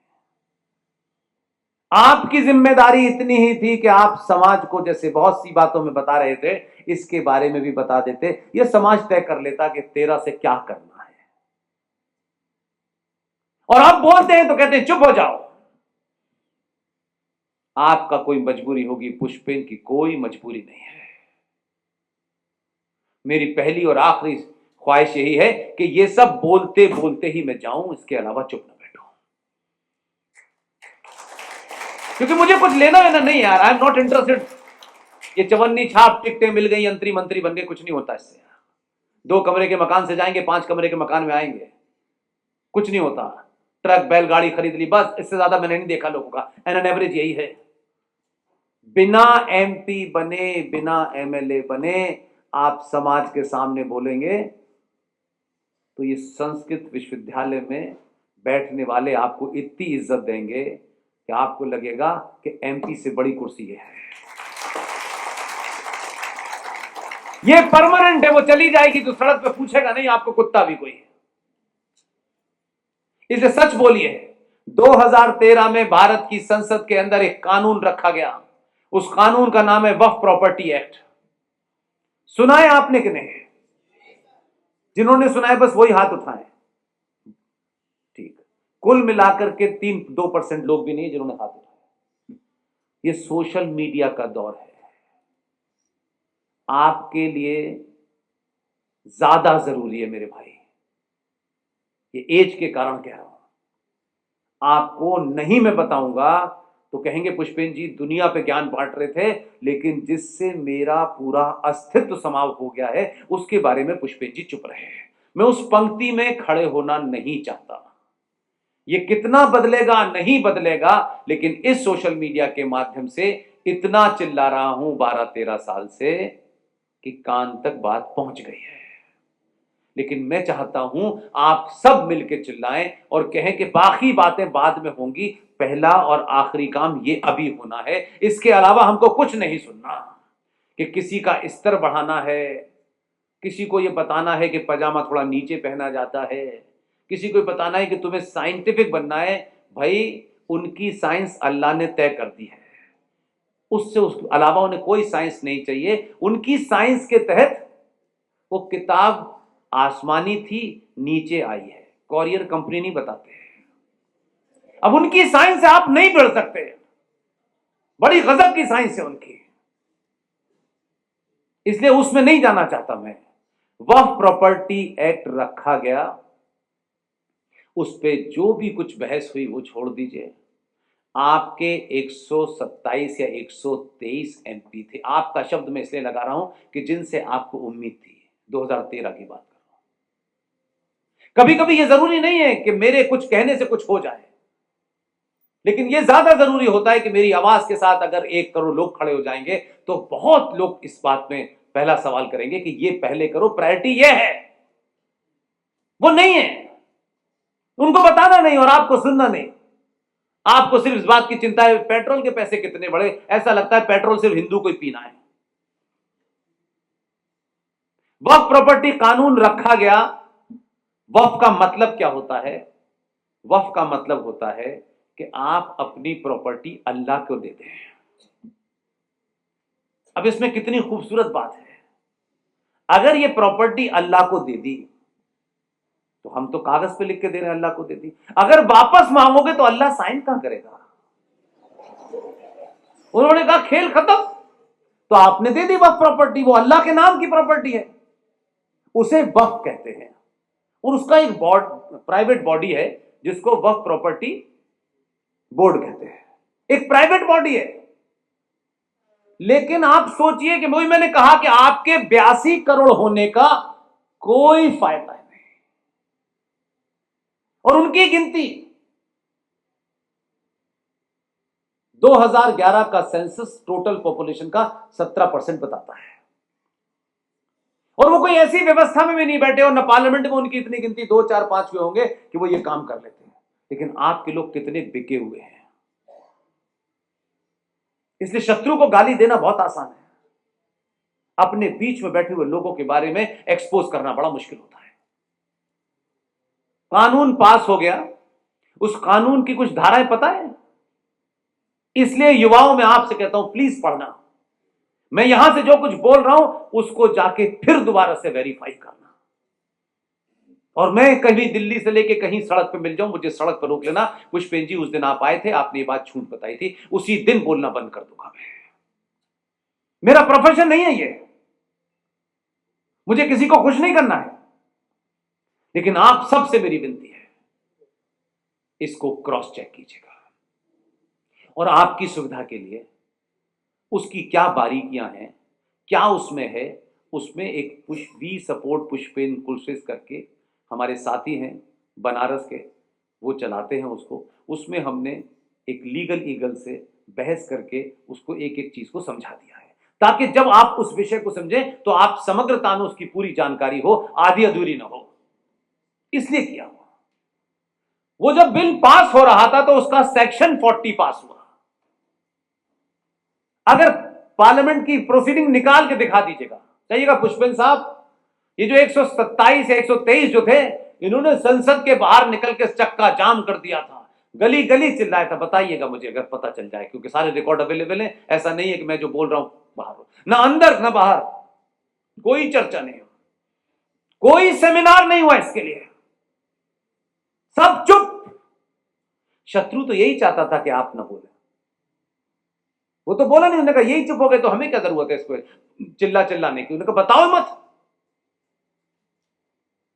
सेक्शन 40 वक्फ प्रॉपर्टी कानून का ये कहता है, जो संसद में पास हुआ है, किसी पार्टी के दफ्तर में नहीं हुआ है, कि ये जो संस्कृत विश्वविद्यालय है, हमारे पूर्वजों ने उन परिस्थितियों में कैसे ये संस्कृत विश्वविद्यालय बनाया होगा, क्योंकि उस जमाने जो सत्ताएं थी उनका तो कहना यह है कि बाई एक्सीडेंट आए में हिंदू, वो एक्सीडेंट कहाँ हुआ पता नहीं किसी को, तो अलग बात है। बाई कल्चर आए में मुस्लिम, बाई लैंग्वेज आए में इंग्लिश मैन, ये उनका बहुत बड़ा कोड है। ये संस्कृत विश्वविद्यालय हमारे पूर्वजों ने बनाया होगा कुछ ख्वाब देख करके। अगर ये संस्कृत विश्वविद्यालय जितने प्रांगण में बना हुआ है, वह प्रॉपर्टी कानून ये कहता है कि सेक्शन 40 के तहत वो जो बोर्ड है, जिसमें ज्यादातर वही है, छोटे भाई का पजामा बड़े भाई का कुर्ता, वही है, और उनका बिना मोबाइल के डायरेक्ट अल्लाह से बात हो जाती है उनकी, उसके अलावा सुनते नहीं किसी की। वो ये कहते हैं कि वक्फ प्रॉपर्टी कानून का सेक्शन 40 ये कहता है कि जो संस्कृत विश्वविद्यालय है, वक्फ बोर्ड के दो महामूर्ख, दो लोग, सिर्फ उनको एक कागज लिख करके प्रॉपर्टी डिपार्टमेंट जो है दिल्ली का, वहां एक एप्लीकेशन देते हैं, वो एप्लीकेशन रजिस्टर हो गई, कागज में लग गई। उसके बाद वो आदमी यहां आए, जो आपके इस पूरे इलाके का जो एसएचओ है, जो कॉम्पिटेंट अथॉरिटी है, डीएसपी का ऑफिस है, डीसीपी का ऑफिस है, कमिश्नर का, व्हाटएवर इट इज, उसको ये कहना है कि संस्कृत विश्वविद्यालय जो है वक्फ की जमीन पे बना हुआ है। मौखिक है ये कि संस्कृत विश्वविद्यालय वक्फ की जमीन पे बना है, ये दो लोगों को बोलना है, आपसे नहीं, एसएचओ के पास जाएगा। और ये संसद में हुआ है, किसी पार्टी के दफ्तर में नहीं हुआ है, ये कोर्ट कचहरी में नहीं हुआ है। वो आदमी यहां की कॉम्पिटेंट अथॉरिटी को देगा, और कॉम्पिटेंट अथॉरिटी यहां आएगी, आपके वाइस चांसलर साहब से मिलेगी, और उनसे सिर्फ ये कहेगी कि ये प्रॉपर्टी वक्फ की है, आप इसे 24 घंटे में खाली कर दीजिए। आपके वाइस चांसलर साहब अगर पाठक जी हैं तो लड़ जाएंगे, भिड़ जाएंगे। हो सकता है कि ये कहें कि मुझे पुष्पेंद्र जी ने बता दिया है, तो ये लड़ सकते हैं, और फिर सबको इकट्ठा कर लेंगे तो पूरी दुनिया को पता चल जाएगा। लेकिन 99% केसेस में हो क्या रहा है कि वो जब आएगा पुलिस वाला और ये कहेगा कि आप इसे खाली कर दीजिए, ये वक्फ की जमीन है, तो आप यही कहेंगे कि भाई कैसे हो सकता है, इतने साल पुरानी है, ये कागज है, ये बिजली का बिल फलाना, आप दुनिया के कागज दिखाएंगे। और आपने अगर 48 घंटे में ये जगह नहीं खाली की, तो पार्लियामेंट में ये पास हुआ है, सेक्शन 40 का 3 पॉइंट ये कहता है कि दे विल डिक्लेयर यू इनक्रोचर, आपको घुसपैठिया घोषित करेंगे, 48 घंटे में धक्के मारकर इस विश्वविद्यालय से खाली करा दिया जाएगा। सुनने में आपको कैसा लगता है कि ऐसा भी हो सकता है? यह संसद में हुआ है। फिर आप क्या करेंगे? फिर आपके दिमाग में आएगा, अच्छा ठीक है, मैं कागज लेकर सुप्रीम कोर्ट जाता हूं, हाई कोर्ट जाता हूं। उसी वक्फ बोर्ड के क्लॉज में यह लिखा हुआ है कि जुन साहब की यह जमीन है, वो अपने कागज लेके न हाई कोर्ट जा सकते हैं, न सुप्रीम कोर्ट जा सकते हैं। वक्फ बोर्ड ने ट्राइब्यूनल बनाया है, पहले तो प्राइवेट बॉडी, फिर उसने एक ट्राइब्यूनल बनाया है, और उसमें 5 लोग होंगे और पांचों मुसलमान होंगे। उसमें लोकल एमएलए भी होगा, लोकल एमपी भी होगा, मुसलमान होगा तो उसमें मुतवल्ली भी होगा। और पांचों मुसलमान के ट्राइब्यूनल के सामने आप शाम को ये कागज दिखाएंगे कि ये मेरे कागज हैं, ये वक्फ की प्रॉपर्टी नहीं है। और कागज वो कहेगा नहीं, मैं नहीं मानता, ये आपके कागज नकली हैं, ये वक्फ की प्रॉपर्टी है। इसके कारण, इस कानून के कारण, शॉकिंग खबर है ये, और खबर नहीं, मैं तो 10 साल से बोल रहा हूं, क्योंकि जब हाथ उठे तो मुझे दुख हुआ। मुझे सुनने के लिए मत सुनिए, मैं एंटरटेनमेंट का साधन नहीं हूं। इतना लंबा सफर कुछ सोच के तय किया है, कुछ प्राप्त करने के लिए नहीं किया कि कुछ मिलेगा, एकदम नहीं मिलेगा। मुझे मरते दम तक किसी लाइन में नहीं देखेंगे आप समझ जाएं। और आज भी अगर चिल्लाना शुरू करेंगे, अगर इस मुद्दे को सरे फहरिस्त लेके आएंगे, तो मुझे लगता है कि शायद बेहया और बेशरम लोगों को शर्म आएगी और संसद में भरमौर समर्थन के बाद ये वापस हो सकता है। इसको मुद्दा बनाइए। और इसके कारण आंध्र प्रदेश हाई कोर्ट के एक जज साहब ने, उनके लिए शॉकिंग खबर थी, वो ये जानना चाहते थे, तो एक पिटीशन डाली, उस पिटीशन को एक्सेप्ट किया। वो ये जानते थे कि पिटीशन एक्सेप्ट नहीं हो सकती, लेकिन वो इसको जानना चाहते थे क्या है। ये मेरा बयान नहीं है। भारत की जो टोटल लैंड है, जिसे आप भारत माता कहते हैं, जिसे भूमि करके मकान बनाते वक्त भूमि का पूजन करते हैं, उसमें सबसे बड़ा एरिया, लैंड एरिया रेलवे के पास है, फिर डिफेंस के पास है, तीसरे नंबर पर वक्फ बोर्ड के पास है। और वक्फ बोर्ड अलग और 22 करोड़ मुसलमान अलग। शॉकिंग लगता है आपको?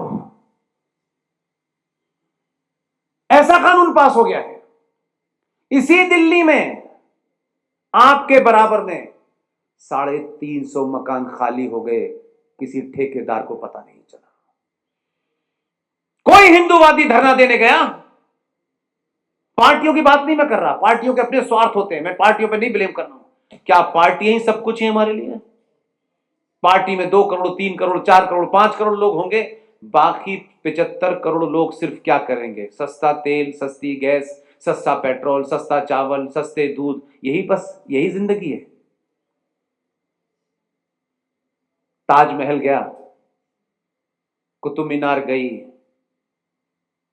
वो जो गुजरात में मंदिर जिसको बनाने के लिए बहुत कुछ, उसके पीछे की जमीन गई, सूरत का म्युनिसिपल कॉर्पोरेशन गया। लड़ नहीं सकते आप, आपका घर गया, आप सिर्फ किराएदार हैं। और इतने सारी जगह हैं जिसकी रिपोर्टिंग ही नहीं हो सकती। आप कहां लड़ रहे हैं, आपको पता ही नहीं है।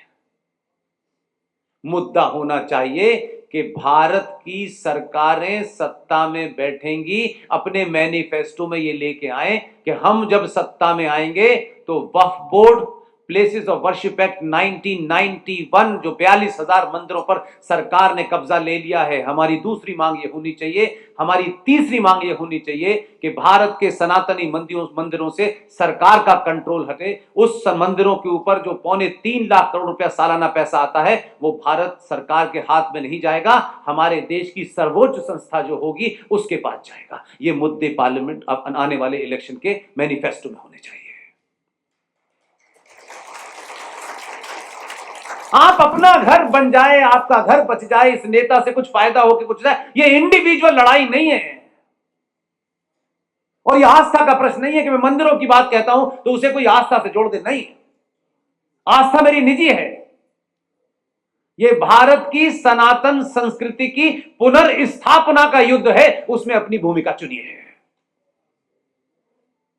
और नहीं हो तो हैमिल्टन की किताब पढ़ लीजिए, एक अमेरिकन साइंटिस्ट ने लिखी है, क्लैश ऑफ सिविलाइजेशन, उसे पढ़ लीजिए। ये वही हो रहा है। आपको विदेश के लोग लिख के गए, आपके अपने देश में लोगों ने लिखा, लेकिन आपको अपनों पे कहां यकीन है? ये सब है भारत की संसद ने पास करके, और हिंदू खुश है कि भारत को हिंदू राष्ट्र घोषित कर दो। मेरे भाई, कोई कागज पे लिख जाने से आप हिंदू राष्ट्र हो जाएंगे? उन्होंने तो आज तक मांग नहीं की कि इस्लामिक राष्ट्र कर दो, लेकिन all practical purposes India is a Islamic state. All practical purposes उन्होंने मांग नहीं की कि यहां लिख जाएगा तब कुछ होगा। जिंदा कौमें निर्भर नहीं रहती हैं, अपने जिंदा होने का परिचय देती हैं। आप सिर्फ बड़ी डिग्री, इस यूनिवर्सिटी से, उस यूनिवर्सिटी से, यहां से, वहां से एक डिग्री विदेशी मिल जाए और फिर उस पे पैकेज क्या मिलेगा। जो लोग पैकेज और डिग्री के भरोसे रहते हैं वो राष्ट्र नहीं बचाते हैं। इतिहास गवाह है इस बात का, और आधुनिक दौर में इन युवा बच्चों के सामने बता रहा हूं मैं, ताकि आपके दिमाग से कुछ चीजें साफ हो जाएं। बलिया के रहने वाले एक बहुत ही दो टूक बात कहने वाले, सीधी सपाट बात कहने वाले एक नेता थे, वो जो देश के प्रधानमंत्री बने। उस दौर में बहुत सारे रेस्ट्रिक्शंस नहीं थे। उनकी सरकार किसी पार्टी के समर्थन से चल रही थी और वो सरकार गिर गई। वो इस्तीफा देने के लिए प्राइम मिनिस्टर ऑफिस से निकले। सारे युवा ध्यान से सुने। जब वो निकले अपने ऑफिस से तो उनके ऑफिस के बाहर एक बेंच पड़ी हुई थी। वहां पे एक आदमी ऐसे करके बैठा हुआ था। वो चंद्रशेखर के पीछे पीछे भागा। Sir sir sir. चंद्रशेखर थोड़ा सा अखड़ किस्म के आदमी थे, सीधी बात करते थे। तो उन्होंने पूछा क्या बात है। सर आप इस्तीफा देने जा रहे हैं, जाने से पहले मुझे यूजीसी का चेयरमैन बनाते हैं। तो उन्होंने कहा कि यूजीसी के चेयरमैन की फाइल पे प्रधानमंत्री नहीं, एचआरडी मिनिस्टर साइन करता है। वो रुक गए। चंद्रशेखर को भी पता नहीं क्या हुआ, वो रुक गए बेचारे, और एचआरडी मिनिस्टर को ढूंढवाया। एचआरडी मिनिस्टर पहुंचा आधे घंटे में। तब तक टेलीविजन पे खूब खबरें चली कि प्रधानमंत्री का मन बदल गया है, ये है वो है फलाना। एचआरडी मिनिस्टर आया और उस फाइल पे साइन करके वो जो आदमी बाहर बेंच पे बैठा हुआ था उसे यूजीसी का चेयरमैन बना दिया। विषय ये नहीं है कि चेयरमैन बना दिया, वो चेयरमैन कौन था जो बाद में भारत का 10 साल प्रधानमंत्री रहा, जिसे मनमोहन सिंह कहते हैं। पूरी जिंदगी अपनी डिग्री और नौकरी करता रहा, देश ने उसे 10 साल प्रधानमंत्री, तब भी वो नौकरी ही कर रहा था। सभ्यताओं का इतिहास उठा लीजिए, जो अपनी मार्कशीट की चिंता करता है, जो अपनी डिग्री की चिंता करता है, वो समय आने पर राष्ट्र नहीं बचाता, सिर्फ नौकरी बचाता है। इसलिए आपको बड़ा पैकेज की नौकरी मिल जाएगी, तब भी 2 ही वक्त की खाना खाना है। इस 12 साल के सफर में ऐसी ऐसी कहानियां मैंने सुनी हैं और उन लोगों से मिला हूं कि कभी कभी मेरे रोंगटे खड़े हो जाते हैं। लेकिन ये बार बार मैं आपको इसलिए नहीं बता रहा कि मुझे रिपीट करना है, क्योंकि मुझे मालूम है कि संस्कृत विद्यालय में मुझे बुलाया गया है तो सच बोलने के लिए बुलाया गया है। और मैं यहां कोई बात आपको ऐसी नहीं कहूंगा कि आप खुश हो और ताली बजाएं। आप ताली न बजाएं। मैं चाहता हूं कि आप यहां से निकले तो अपने आप से सवाल पूछें कि हमारी मां ने, हमारे पिता ने हमको पैदा किस लिए किया है। सस्ता गेहूं, सस्ते चावल, सब्सिडी का दूध, यही जिंदगी है। तब मैं आपसे कहता हूं ये बात, जो आदमी आज है उस पे सवाल हो सकते हैं, राजनीतिक लेवल में बात नहीं करता। मैं उस पूरी कार्यशैली में से अपने मतलब की चीज देखता हूं जो सनातन से कनेक्टेड है, जो राष्ट्र से कनेक्टेड है। बाकी कौन सा फैसला अच्छा है, कौन सा नहीं है, मुझे कोई इंटरेस्ट नहीं है। इसलिए आप जब इस तरीके से देखेंगे तो आपकी निगाह में और चीजों पर नहीं जाएगी। वो कहते हैं ना कि जब आपको निशाना लगाना होता है तो आपको उस गोल के अलावा कुछ नजर नहीं आता। जब तक आपकी वो दृष्टि नहीं होगी, आपकी लड़ाई हार जाएगी। लिहाजा पहली बार कोई ऐसा शख्स सत्ता के केंद्र में आया है जो गेहूं दूध के दाम की भी लड़ाई लड़ रहा है और साथ साथ सनातन हिंदू सभ्यता को पुनर्स्थापित करने में अपनी ताकत का इस्तेमाल कर रहा है।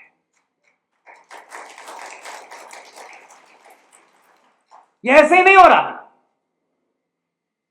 आप जरा तिलक लगा लें और दिल्ली की सड़क पे चले जाएं। आप 5 बार अपने तिलक से कंप्रोमाइज करते हुए, यार तिलक लगाओ, यार उधर जाऊंगा तो इसको मिटाऊंगा, क्योंकि तिलक लगाने से आप कुछ ऐसा लगता है कि ये कोई पोंगा पंडित आदमी है, ये तर्कों वर्कों वाला आदमी नहीं है, कोई गांव का ऐसी आदमी तिलक लगा के जा रहा है। आपको अपने उस तिलक की साइंस भी नहीं पता, इसलिए तिलक लगाने से शर्मा रहे हैं। आप अपने कपड़ों को भी ध्यान में रख के पहने कि कब ईद पे जाना है तो धोती नहीं पहननी है, टोपी जरूर लगानी है। जब समाज इस तरीके से जीता है तो फिर उसका अंत आ जाता है। एक पद पे, मैं सामान्य नागरिक की बात कर रहा हूं, जरा सा किसी को पद मिल जाए, ओहो हो, इतनी जल्दी वो विस्तार रूप अपना लेता है। नहीं नहीं नहीं नहीं, आओ अहमद भाई आप भी आओ, ये भी हमारे भाई है, ये भी हमारे भाई है। सबको अच्छा दिखने की बीमारी सिर्फ सनातन में है। अच्छे हो, अच्छे रहो, जिसको तुमको अच्छा लगना है वो लगे, नहीं लगना है भाड़ में चला जाए। मैं अपनी आस्थाओं को, परोकारों को, अपनी पहचान को किसी के लिए मिटाने के लिए तैयार नहीं हूं। जिसको आना है इसी शख्स में आए, नहीं मैं नहीं बदलने वाला। बदलाव कौन कहता है नहीं हुआ? अपनी अपनी नजर होती है देखने की। आप सोचते हैं पुल बना है, बिजली बनी है, ये पहले भी था और आज भी है, हो सकता है ये एक्सेलरेट कर गया हो, ज्यादा हो। मैं इस बात से चिंतित नहीं हूं, बल्कि इस बात से खुश हूं कि इस देश के प्रधानमंत्री ने शपथ ली पहली बार। लोग अंकल सैम के दफ्तर में सबसे पहले जाके हाथ मिलाते थे, लेकिन उसका भाव दूसरा था, उसका एजेंडा दूसरा था। और वो हर दिन, मैं उसके राजनीतिक बात नहीं कर रहा, हर दिन हर सेकंड उसके खड़े होने से, उसके चलने से, उसके बात करने से वो बार बार 80 करोड़ सनातनियों को मैसेज देता है। नेपाल की यात्रा की, बुद्धिजीवी ने नेपाल देश का इतना बड़ा प्रधानमंत्री पहली यात्रा नेपाल करेगा? यार ये पता नहीं कहां से आया है, पढ़ा लिखा नहीं है। नेपाल नहीं जाना था उसको। नेपाल की यात्रा की, नेपाल की यात्रा करते वक्त नेपाल के अंदर घुसे, पशुपतिनाथ मंदिर के अंदर गया और 3 घंटे बाद निकला। और जब वो निकला तो उसका तिलक और जनेऊ सब देख करके लोगों को पता चला कि ये भारत का प्रधानमंत्री है। क्या मुख्यमंत्री होते हुए मंदिर में नहीं जा सकता था? क्या कोई पहली बार सत्ता पे आया था? ये उस आदमी की एक्सपर्टीज है। हजार चीजों से आपका विरोध हो, आई एम नॉट इंटरेस्टेड, मुझे अपनी चीज देखनी है। पशुपतिनाथ के मंदिर से निकला, पूरे देश के सनातनियों को मैसेज दिया, ना मैं तिलक लगाने से, जबकि मैं एक संवैधानिक पद पे हूं, ना मैं तब हिचकिचाया और ना मैं अब हिचकिचाता हूं। और वो लगातार, अगर आप पशुपतिनाथ मंदिर की लाइव रिकॉर्डिंग देखना भूल गए हो तो शाम को केदारनाथ में बैठा मिला, यहां भी बैठा हूं मैं। ये बड़ा विवाद हुआ कि शंकराचार्यों को ये करना चाहिए, नहीं करना चाहिए, ये समय की मांग है। इस पे विवाद तो उन्होंने कर लिया कि नहीं साहब इनको नहीं करना चाहिए था, हमें करना, ये विवाद का विषय हो सकता है, लेकिन मेरे लिए विवाद नहीं है। क्योंकि इसकी कहानी को मैं जोड़ता हूं जब तो मुझे लगता है कि उस वक्त भी एक ऐसी महिला थी जिसका नाम है महारानी अहिल्याबाई होलकर। कहां महाराष्ट्र मराठी से शादी हुई, पिता चले गए, पति चला गया, इंदौर की रानी, वहां से निकल के कहां बनारस गई भाई। और जो उसको अपनी मुंह दिखाई में पैसा मिला था, उस सोने की पोटली लेके गई और वहां बनारस पहुंची। बनारस पहुंचने के बाद जहां बाबा विश्वनाथ को खंडित एक इस्लामिक जाहिल पागल कुत्ते ने, जिसका नाम औरंगजेब था, उसको खंडित किया, उस खंडित मूर्ति को उठा करके दोबारा से स्थापित किया। अब अगर उस वक्त यह विवाद उठ जाता कि ये तो रानी है, इसकी तो शास्त्रों से पूजा होनी चाहिए, समय की उस वक्त मांग नहीं थी, समय नहीं था एप्रोप्रिएट कि उस वक्त उसकी पूजा के स्थल के ऊपर सवाल हो कि इस पे शास्त्रों से हुआ है कि नहीं शास्त्रों से हुआ। अगर शास्त्र वालों को इतनी चिंता थी तो फिर वो खंडित कैसे हो गया? अहिल्याबाई होलकर ने समय की मांग समझी और वो जानती थी कि अगर इसको मैंने स्थापित नहीं किया तो कुछ सालों के बाद सनातनी हिंदू बाबा विश्वनाथ को भूल जाएगा और अपने घर के सामने एक नया बाबा स्थापित करके वहीं छोड़ देगा। इसलिए वो खंडित मूर्ति को स्थापित करके आई और ऊपर सोने का मुकुट लगाया और फिर वापस आई और 705 में उनका देहांत हो गया, चली गई। लेकिन समय की मांग देखिए, इसमें आपको वहां ले जाना चाहता हूं, उस यात्रा में जहां मैं आप मेरी कोशिश है। अहिल्याबाई होलकर 705 में जीवन चली गई। आज उनके खानदान का दूर दूर तक कोई नहीं है, लेकिन अहिल्याबाई होलकर ने जो काम किया, उनको पता था क्या कि इस भारतवर्ष के अंदर कोई एक आदमी 2014 में गुजरात में पैदा होगा, फिर वो बनारस से चुनाव लड़ेगा, मां गंगा ने मुझे बुलाया है। ये सब करते करते करते करते जो बाबा विश्वनाथ उसी खंडित मूर्ति पे पिछले कई सौ सालों से हम लोग जल चढ़ा रहे हैं, उसी खंडित मूर्ति पे। और वो इसलिए करके गई कि अगर ये पूजा बंद हो जाएगी तो फिर पूरा इतिहास का एक चैप्टर समाप्त हो जाएगा। कितनी विजनरी महिला रही होगी, वो चक्कर में नहीं पड़ी और स्थापित करके उस खंडित मूर्ति को चली आई। एक आदमी 2014 में गुजरात से चला कि मैं यहां आया, ये हुआ वो हुआ, पहला चुनाव जीता, दूसरा चुनाव जीता, और उस खंडित मूर्ति के प्रांगण में जहां एक समय में 10 लोग नहीं खड़े हो सकते थे, उसने, मैं इसको विजन से जोड़ता हूं, अगर यहां पे आग लगी है तो प्रोपेगेंडा करने की जरूरत नहीं है, धीरे धीरे धीरे धीरे आप उस लक्ष्य को पहुंचते हैं। इसलिए जोड़ के देखना चाहता हूं ताकि आपके अंदर वो भाव पैदा हो जाए। निराश मत होइए, सब कुछ नहीं हुआ है, अभी बहुत कुछ बचा है, इसलिए कम से कम अब सच बोलिए। वो पूरे प्रांगण में आज की डेट में 10,000 लोग एक साथ खड़े हो सकते हैं। जाइए, आप सब जानते हैं कि मेरी पैदाइश से लेकर मेरी शिक्षा सब अलीगढ़ मुस्लिम विश्वविद्यालय के अंदर हुई है। मैंने तो मंदिर भी नहीं अपने जीवन में देखे थे, लेकिन उसी प्रांगण के अंदर, इसे कहते हैं उसी प्रांगण में जहां बाबा विश्वनाथ का पूरा सौंदर्यीकरण हुआ है, उसके अंदर उसकी अपनी मूर्ति नहीं लगी है, वो अहिल्याबाई होलकर की इतनी बड़ी मूर्ति लगी है कि आने वाले लोग इतिहास कनेक्ट कर सके। आज अहिल्याबाई होलकर के नाम से वोट नहीं मिलने वाले, अहिल्याबाई होलकर के वंशज नहीं है, लेकिन अहिल्याबाई होलकर जो करके गई थी, कोई ना कोई आकर के उसको जिंदा उसने कर दिया। आज अहिल्याबाई होलकर का कोई नहीं है, लेकिन मूर्ति उनकी वहां सबसे बड़ी लगी हुई है। और जब ये सब कुछ हो गया, ये सब कुछ हो गया, तो हमारा एक दोस्त है, उसके भाग्य में क्या आया। इसलिए डेस्टिनी आपसे करा लेगी। मैं आपके बीच में अपनी मर्जी से नहीं खड़ा, न मुझे यहां का कोई प्रोफेसर जानता, न भाईचंद्र साहब जानते हैं, मेरा किसी से कोई कम्युनिकेशन नहीं था। इस संस्थान में काम करने वाला एक साधारण सा लड़का, जिसको मैं भी सीधे तौर पे नहीं जानता था, मेरे साथी जो बनारस हिंदू यूनिवर्सिटी से LLM करके मेरे साथ 24 घंटे साई की तरह रहते हैं, वो बनारस का रहने वाला, उन्होंने राहुल साहब ने उस ओम यादव से कांटेक्ट किया कि भाई साहब को हम संस्कृत विद्यालय बनाना चाहते हैं। उस डेट खाली थी, उन्होंने कह दिया। मैं इस सब के पीछे उस राहुल राय को धन्यवाद करना चाहता हूं, जिसके कारण मैं यहां आज यहां से जाऊंगा तो कई सारे हजारों लोग मेरे दोस्त होंगे, लेकिन यहां आने से पहले तो सिर्फ एक ही आदमी था, उसका नाम है राहुल राय। उसका पद क्या है, वो क्या है, ये महत्वपूर्ण नहीं है, उसने यहां रहते हुए वो भूमिका निभाई जो और कोई नहीं निभा सकता था। इसलिए समय समय पर यह स्थिति होती है कि जब वो मंदिर बन गया, तमाम सक्षीकरण हो गया, पुनर्जीवित हो गया, सब कुछ हो गया। देखिए कैसे चीजें होती हैं और कौन कौन क्या क्या भूमिका निभाता है, और भूमिका निभाने के बाद चुपचाप से चला जाता है। यह समाज का काम है कि उसकी उस बहादुरी को जिंदा रखे।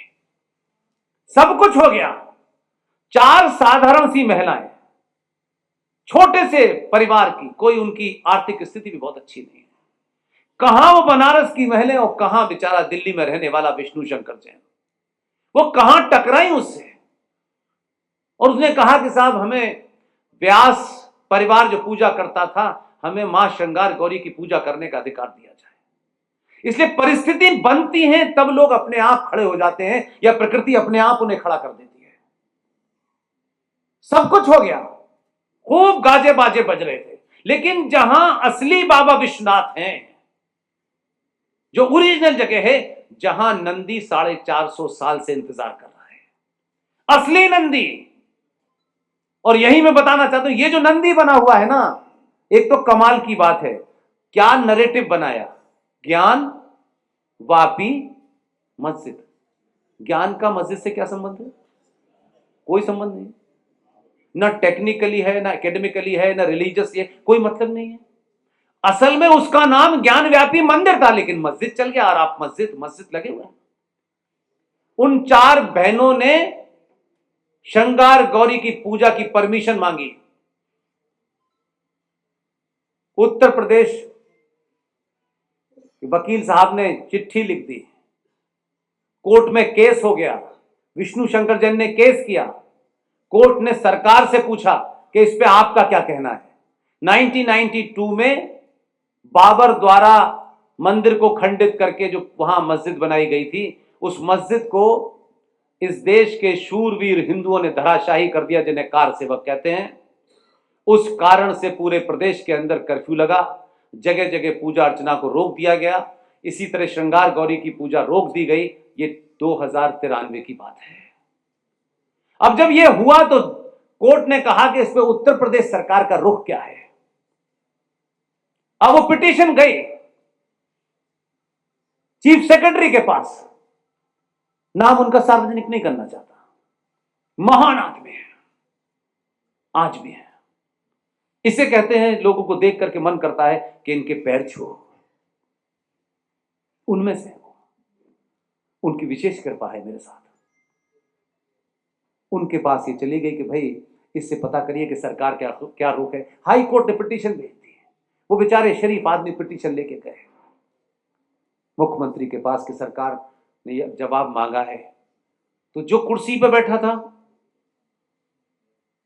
उसके बारे में तो आपको पता है, उत्तर प्रदेश में उसने कहा पिटीशन में क्या लिखा है, इधर दिखाइए। पिटीशन उसने पढ़ी, क्योंकि उसके वस्त्रों में जेब नहीं है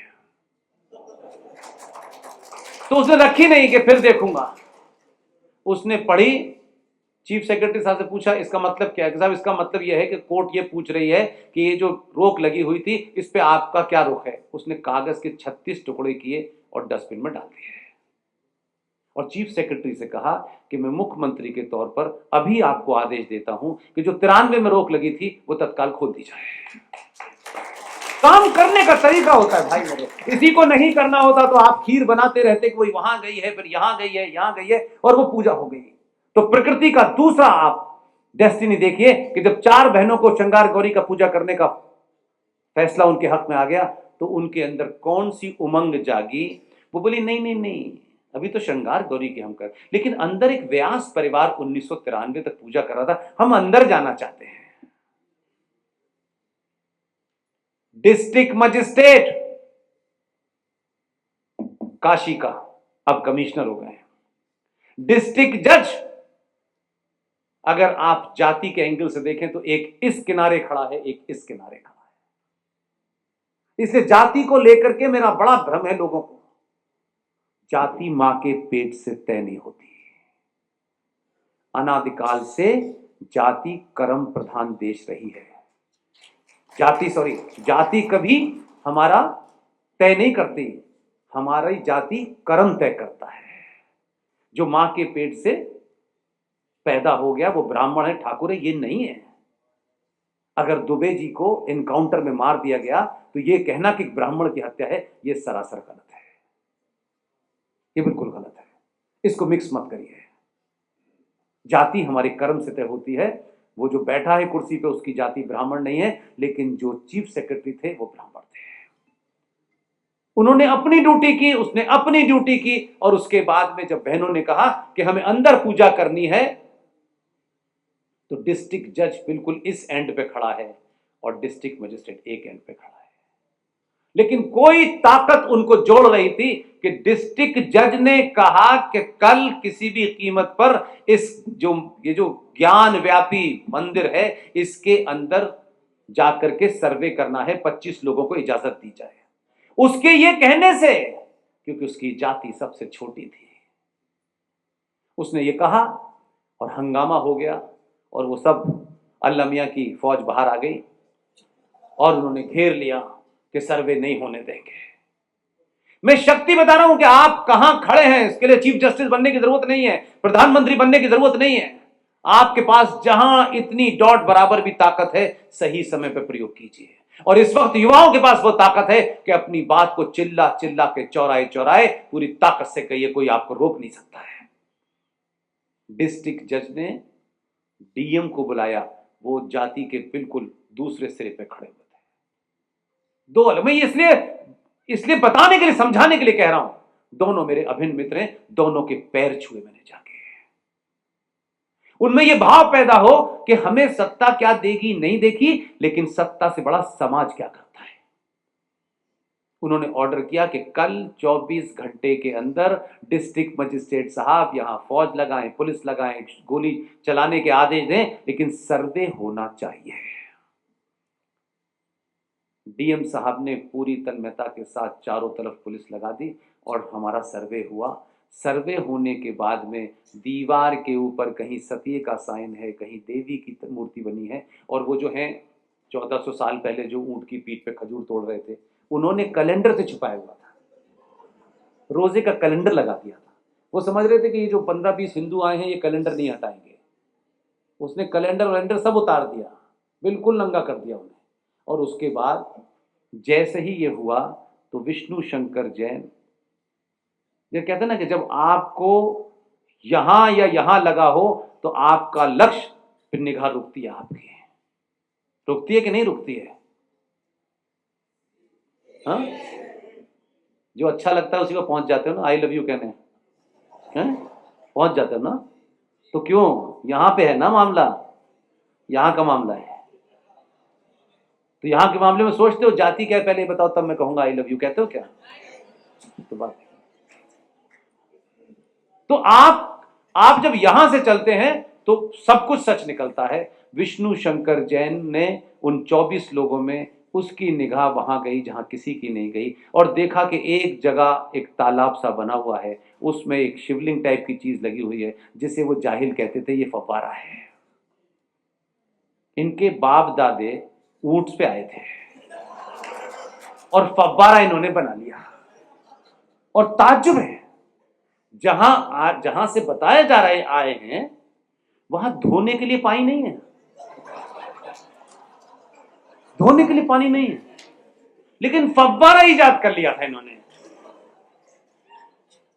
ऐसे नहीं लाते हैं। और आपके लिए बताता हूं, जो आप कहते हैं ना ये मुगल बिरयानी है, पानी धोने के लिए नहीं है, चावल उगाने के लिए पानी था। मतलब कैसे नैरेटिव चल रहे हैं, यानी मुगल आपकी खोपड़ी में घुसे रहे, इसलिए मुगल बिरयानी आप खा रहे हैं। मुगलों का क्या लेना देना बिरयानी से? तो विष्णु शंकर जैन ने जैसी उसे देखा, उसके मुंह से एक ही शब्द निकला, बाबा मिल गए। और पूरी परिस्थितियों ने डिस्ट्रिक्ट मजिस्ट्रेट साहब जो बिल्कुल जाति के इस एंड पे खड़े हुए थे, उन्होंने ज्यादा देर नहीं की, उन्होंने तत्काल विष्णु की बात मानी। और विष्णु ने उनसे कहा कि आईपीसी के धाराओं के अंदर एक धारा होती है कि अगर किसी चीज की जांच हो रही हो, अगर उसमें कोई प्रोस्पेक्टिव एविडेंस हो, तो उस एविडेंस को तत्काल प्रभाव से कोर्ट संज्ञान में लेकर के उसको प्रोटेक्ट कर सकती है। डिस्ट्रिक्ट मजिस्ट्रेट ने वो काम निभाया है कि वो 100 जन्म भी डिस्ट्रिक्ट मजिस्ट्रेट बन जाए तो उनका एक काम भारी है, एक काम भारी है। लेकिन जब मैं उनसे मिला तो एकदम छोटे छोटे बच्चे श्लोक बोलते हुए, क्या नहीं थे, क्या परिवार है। उन्होंने कुछ नहीं कहा। विष्णु शंकर जैन के कान में वो बात कही जो उस पद पे रहते हुए कोई माई का लाल नहीं कह सकता। अपना रोल प्ले किया उन्होंने, अपनी ड्यूटी भी की, लेकिन विष्णु के कान में जो बात कहनी थी कह दी। विष्णु वहां से निकल के सीधा कोर्ट पहुंचा और कोर्ट में जाकर उसने अपील की कि ये जगह जो डिस्प्यूट है, यहां हमें एक वाइटल एविडेंस मिला है, इसे तत्काल तौर पे प्रोटेक्ट किया जाए। जज साहब वही थे जिन्होंने जजमेंट दिया था। जज साहब को तो मन कही बात हो गई, और उसके बाद उन्होंने तत्काल लिखा कि जहां बाबा विश्वनाथ हैं वो जगह तत्काल सील कर दी जाए। जगह सील हो गई। जज साहब ने अपना काम किया, मिश्रा जी ने अपना काम किया, दोनों अपना काम करके चले गए। यहां आए, यहां वालों को भी काम करा। उन्होंने कहा कि आपको नमाज पढ़नी है, वजू करना है, करिए, लेकिन जहां बाबा विश्वनाथ मिले हैं ये तो सील ही रहेगा। वो जज साहब वहां से जाके बरेली चले गए। अब कोई और आ गया, अभी भी डिस्ट्रिक्ट मजिस्ट्रेट साहब वही हैं। वो जब तक पूरा काम नहीं हो जाएगा वहां से नहीं जाने वाले। उनको यहां से कमिश्नर बना के भेज दिया, उनका नहीं, कमिश्नरी मेरे भाग में वापस आ गए, मुझे यहीं रखो। ये होती है ताकत। कोई और होता तो चलो वहां ज्यादा उगाही करेंगे। इसलिए इस दौर में सब लोग, हजारों लाखों लोगों ने अपना अपना रास्ता चुन लिया है। चाहे वो नीरज अत्री हो, ललित अंबरदार हो, सुशील पंडित हो, तमाम लोग अपना अपना काम अपने हिसाब से कर रहे हैं, अपनी अपनी क्षमताओं से कर रहे हैं। ये मनीष जी को कोई किसी ने भेजा है, कोई पैसा दिया इनको कि आप काम करो। इनको यही लगता था कि मैं ये कर सकता हूं, उसको पूरी ईमानदारी से कर रहे हैं, इसलिए भिड़ जाते हैं। इसलिए आज के दौर में सच बोलिए। और क्योंकि मैं एक काम आपको दे के जा रहा हूं, क्योंकि ये एक ऐसा विश्वविद्यालय है जहां से ये बात उठनी चाहिए, क्योंकि मैं उसको एक मुहिम के तौर पे चला रहा हूं। 50% हम उसमें कामयाब हो गए हैं और यहां से उठेगी ये बात, क्योंकि ये संस्कृत विद्यालय है तो उसका बड़ा मैसेज जाएगा। भारत की संसद में जब संविधान बन गया तो आप ही की तरह कुछ विद्वान लोग रहे होंगे उसमें। उन्होंने एक ये बात उठाई कि जब भारत आजाद हो गया है, हम अपना संविधान लिखेंगे, ये करेंगे, वो करेंगे, तो जो भारत का कैलेंडर है, जो भारत की डेट है, ये फिर इंग्लैंड से क्यों होगी? तो जो हमारी सनातन के अंदर जो परंपरा है उसके हिसाब से डेट तय होनी, सका संवत के हिसाब से होना चाहिए। ये बहस हुई तो पार्लियामेंट में उनके नाम नहीं जानता मैं कि जिन्होंने ये बहस उठाई, लेकिन उठाने वालों का तर्क बड़ा मजबूत था। तो नेहरू जी फंस गए। वो तो चांद देखने का करते हैं, तो उनको सका संवत समझ में नहीं आई। लेकिन जैसे ही फंसे तो उन्होंने कहा ऐसा करते हैं, क्योंकि जब ज्यादा हंगामा हो जाए और लोग ज्यादा शोर करने लगे तो तत्काल क्या होता है, अच्छा भाई हम एक कमेटी बना देते हैं, ये कमेटी तय होगी। लेकिन क्योंकि ये विश्वविद्यालय में इसलिए कह रहा हूं कि उसका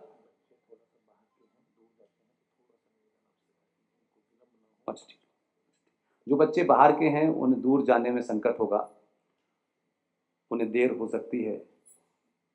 आज के दिन मुझे 10-15 मिनट लेट हो जाइए, कोई दिक्कत तो नहीं होगी। 1952 में संसद के अंदर फूल वाले चचा जी ने कैलेंडर सुधार समिति बनाई। उनको लगा कि कमेटी बनेगी, 200 साल के बाद इसकी रिपोर्ट आएगी। उनको पता नहीं था कि ये कमेटी क्या करेगी। उस कमेटी ने में कौन कौन लोग थे, ये सोचने की बात बता रहा हूं। उस कैलेंडर सुधार समिति के अंदर देश के जाने माने scientist, physicist doctor Meghnath Saha, उसमें 6 सदस्य थे। उसमें professor EC Banerjee, vice chancellor Allahabad university, doctor AL दफ्तरी, श्री बीसी कलंदीकर, ये केसरी अखबार नागपुर अमरावती के उसके संपादक थे, doctor Gorakh Prasad, head of the department mathematics Allahabad university, professor are के वैद, इलाहाबाद यूनिवर्सिटी, श्री एनसी लहरी, पंचांगकर्ता। ये इन लोगों के अंडर में एक कमेटी बनी कि भारत का कैलेंडर कैसा होना चाहिए। ये लोग भी बड़े तेज थे। इन्होंने सब कुछ पूरी साइंस के हिसाब से कैलेंडर देख दाख के दुनिया जमाने की इन्होंने सिफारिश की और कहा कि भारत का कैलेंडर सका संवत से होना चाहिए। और मार्च 27, 1957 में इस कैलेंडर की अनुमति मिल गई। और जब कैलेंडर छपा तो बेईमानी यह हुई कि बड़ी डेट तो उनकी थी, एडविना माउंटबेटन वालों की, और छोटी वाली डेट सका संवत की थी। और धीरे धीरे फिर सरकारी कैलेंडर से वो डेट निकल गई। एक 90 साल के बुजुर्ग, अभी उनकी 2-3 महीने पहले वो स्वर्गवास हुआ है। ये वो उस मुहिम को कहीं चला रहे थे औरंगाबाद में। मैं किसी प्रोग्राम में गया, तब वो मुझसे मिले। मैंने कहा आप मुझे छोड़ दीजिए, बाकी काम मैं करूंगा। मुहिम चलाई, पूरे देश में चलाई, और वो जो संसद के डॉक्यूमेंट थे उसे निकलवाया, और फिर हम रिजर्व बैंक ऑफ इंडिया के गवर्नर से मिले। रिजर्व बैंक के गवर्नर ने कहा कि मेरे पास कोई इसका डॉक्यूमेंट नहीं है। हमने कहा आपको एक एक डॉक्यूमेंट हम देंगे, और ये संसद द्वारा पास किया हुआ है। रिजर्व बैंक ऑफ इंडिया ने हमारी बात के ऊपर पूरे देश के बैंकों को यह आदेश दिया कि अगर बैंक में चेक पे सका संवत की डेट होगी तो चेक एक्सेप्ट किया जाएगा, रिजेक्ट करने पे जुर्माना लगेगा। देखिए, सभ्यताओं की लड़ाई में यह बात हो सकता है आपके सिर्फ डेट की कोई महत्वता है, तो अपने मन से तो डेट ऑफ बर्थ नहीं तय करोगे ना। हर चीज की महत्वता होती है सभ्यताओं में। वो लड़ाई लड़ी तो एक वोडाफोन नाम की कंपनी है, वो आगे बीच में कि हम नहीं मानेंगे। हमने उनको हाई कोर्ट में चैलेंज किया, 1 लाख रुपए का जुर्माना लगा, उन्होंने लिख के दिया कि हम मानेंगे। लड़ाई लड़नी पड़ती है, किसी ना किसी को लड़नी पड़ेगी। कोई ना कोई लड़ रहा होगा आपके पहले, हमसे पहले भी कोई लड़ रहा होगा। हम ये नहीं कहते कि हम ही पहले और आखिरी हैं, ऐसा नहीं है। लेकिन लड़ाई को अगली जनरेशन के हाथ में दे के जाना, तथ्यों के साथ, लॉजिक के साथ, फैक्ट के साथ, फिगर के साथ, तो आप आसानी से लड़ सकते हैं। और फिर वो कैलेंडर छापना शुरू किया, लेकिन पैसों के अभाव में वो कैलेंडर अपनी जान उसकी समाप्त हो गई है। लेकिन कुछ लोग वो चलाते हैं, अभी थोड़ा बहुत चल रहा है।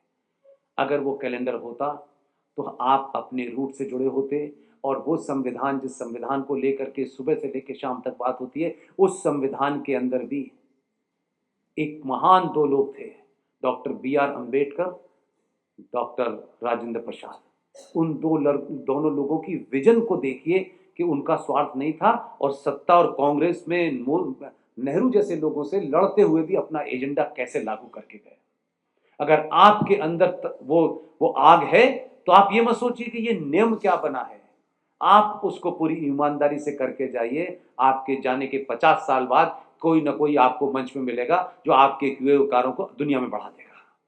सब कुछ आपके सामने हो जाएगा, मेरे सामने हो जाएगा, ऐसा नहीं होगा, लेकिन आप उस बात को रखें। हमने उस बात को रखा कि भारत के संविधान में जब पहले पेज पे लिखा था इंडिया दैट इज भारत, तो अंबेडकर के साथ डॉक्टर राजेंद्र प्रसाद ने कहा कि भाई इसमें इंडिया तो है, भारत नहीं है संविधान में, क्योंकि मैंने पहले बताया कि संविधान 1935 की फोटोकॉपी है। लेकिन उन्होंने उस पर चर्चा नहीं की कि इसमें ये वर्ड क्यों आया, वो वर्ड, को जानते थे कि इस चकल्लस में नहीं जाना है। उन्होंने कहा कि भारत अनादिकाल से, भारत में न्याय व्यवस्था कैसी थी, सेंटर के राज्यों से संबंध कैसे थे, व्यापार कैसे होता था, हमारे उन सबको चित्रों के माध्यम से उसमें दर्शा दिया जाए।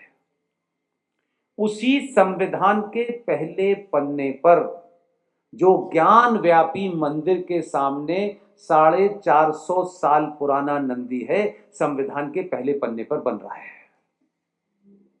यही भगवान राम जिसके आपके प्रधानमंत्री ने आज जिक्र किया है, हमको 12-13 साल हो गए। उसी संविधान के पेज नंबर 5 पर मर्यादा पुरुषोत्तम राम, सीता और लक्ष्मण की तस्वीर बनी हुई है।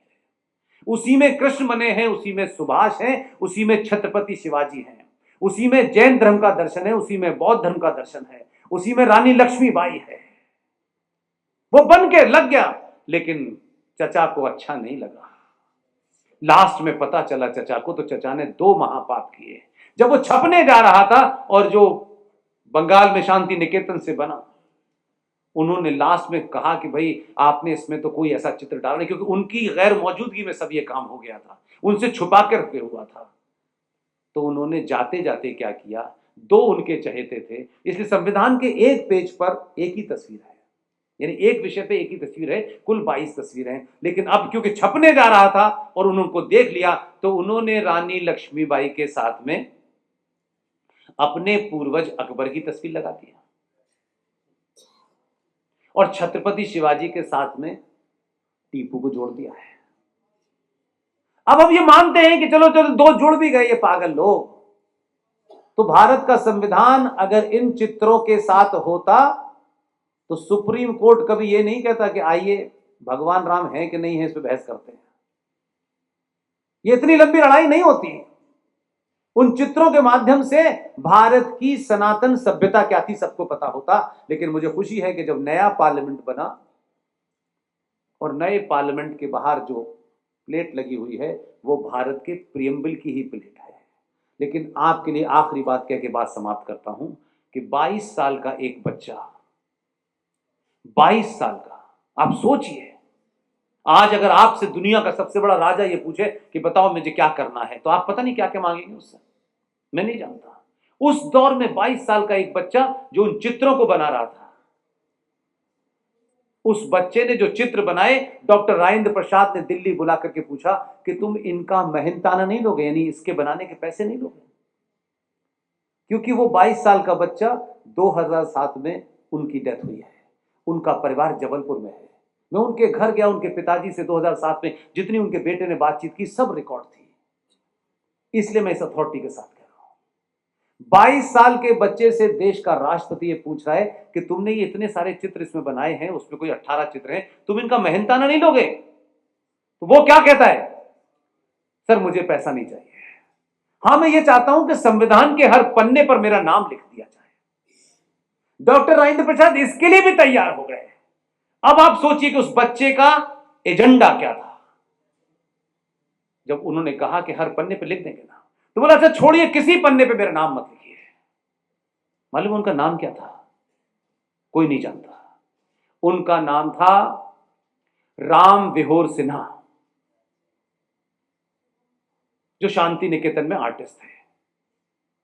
और आखिर में क्या कहा कि अच्छा ऐसा कीजिए कि जो प्रियम्बल के चारों तरफ जो गजराज बन रहे हैं, जो सिंह बन रहे हैं, जो मोर बन रहा है, जो बेंसी बन रही है, बोले कि सिर्फ इसमें राम लिख दीजिए, बाकी छोड़ दीजिए।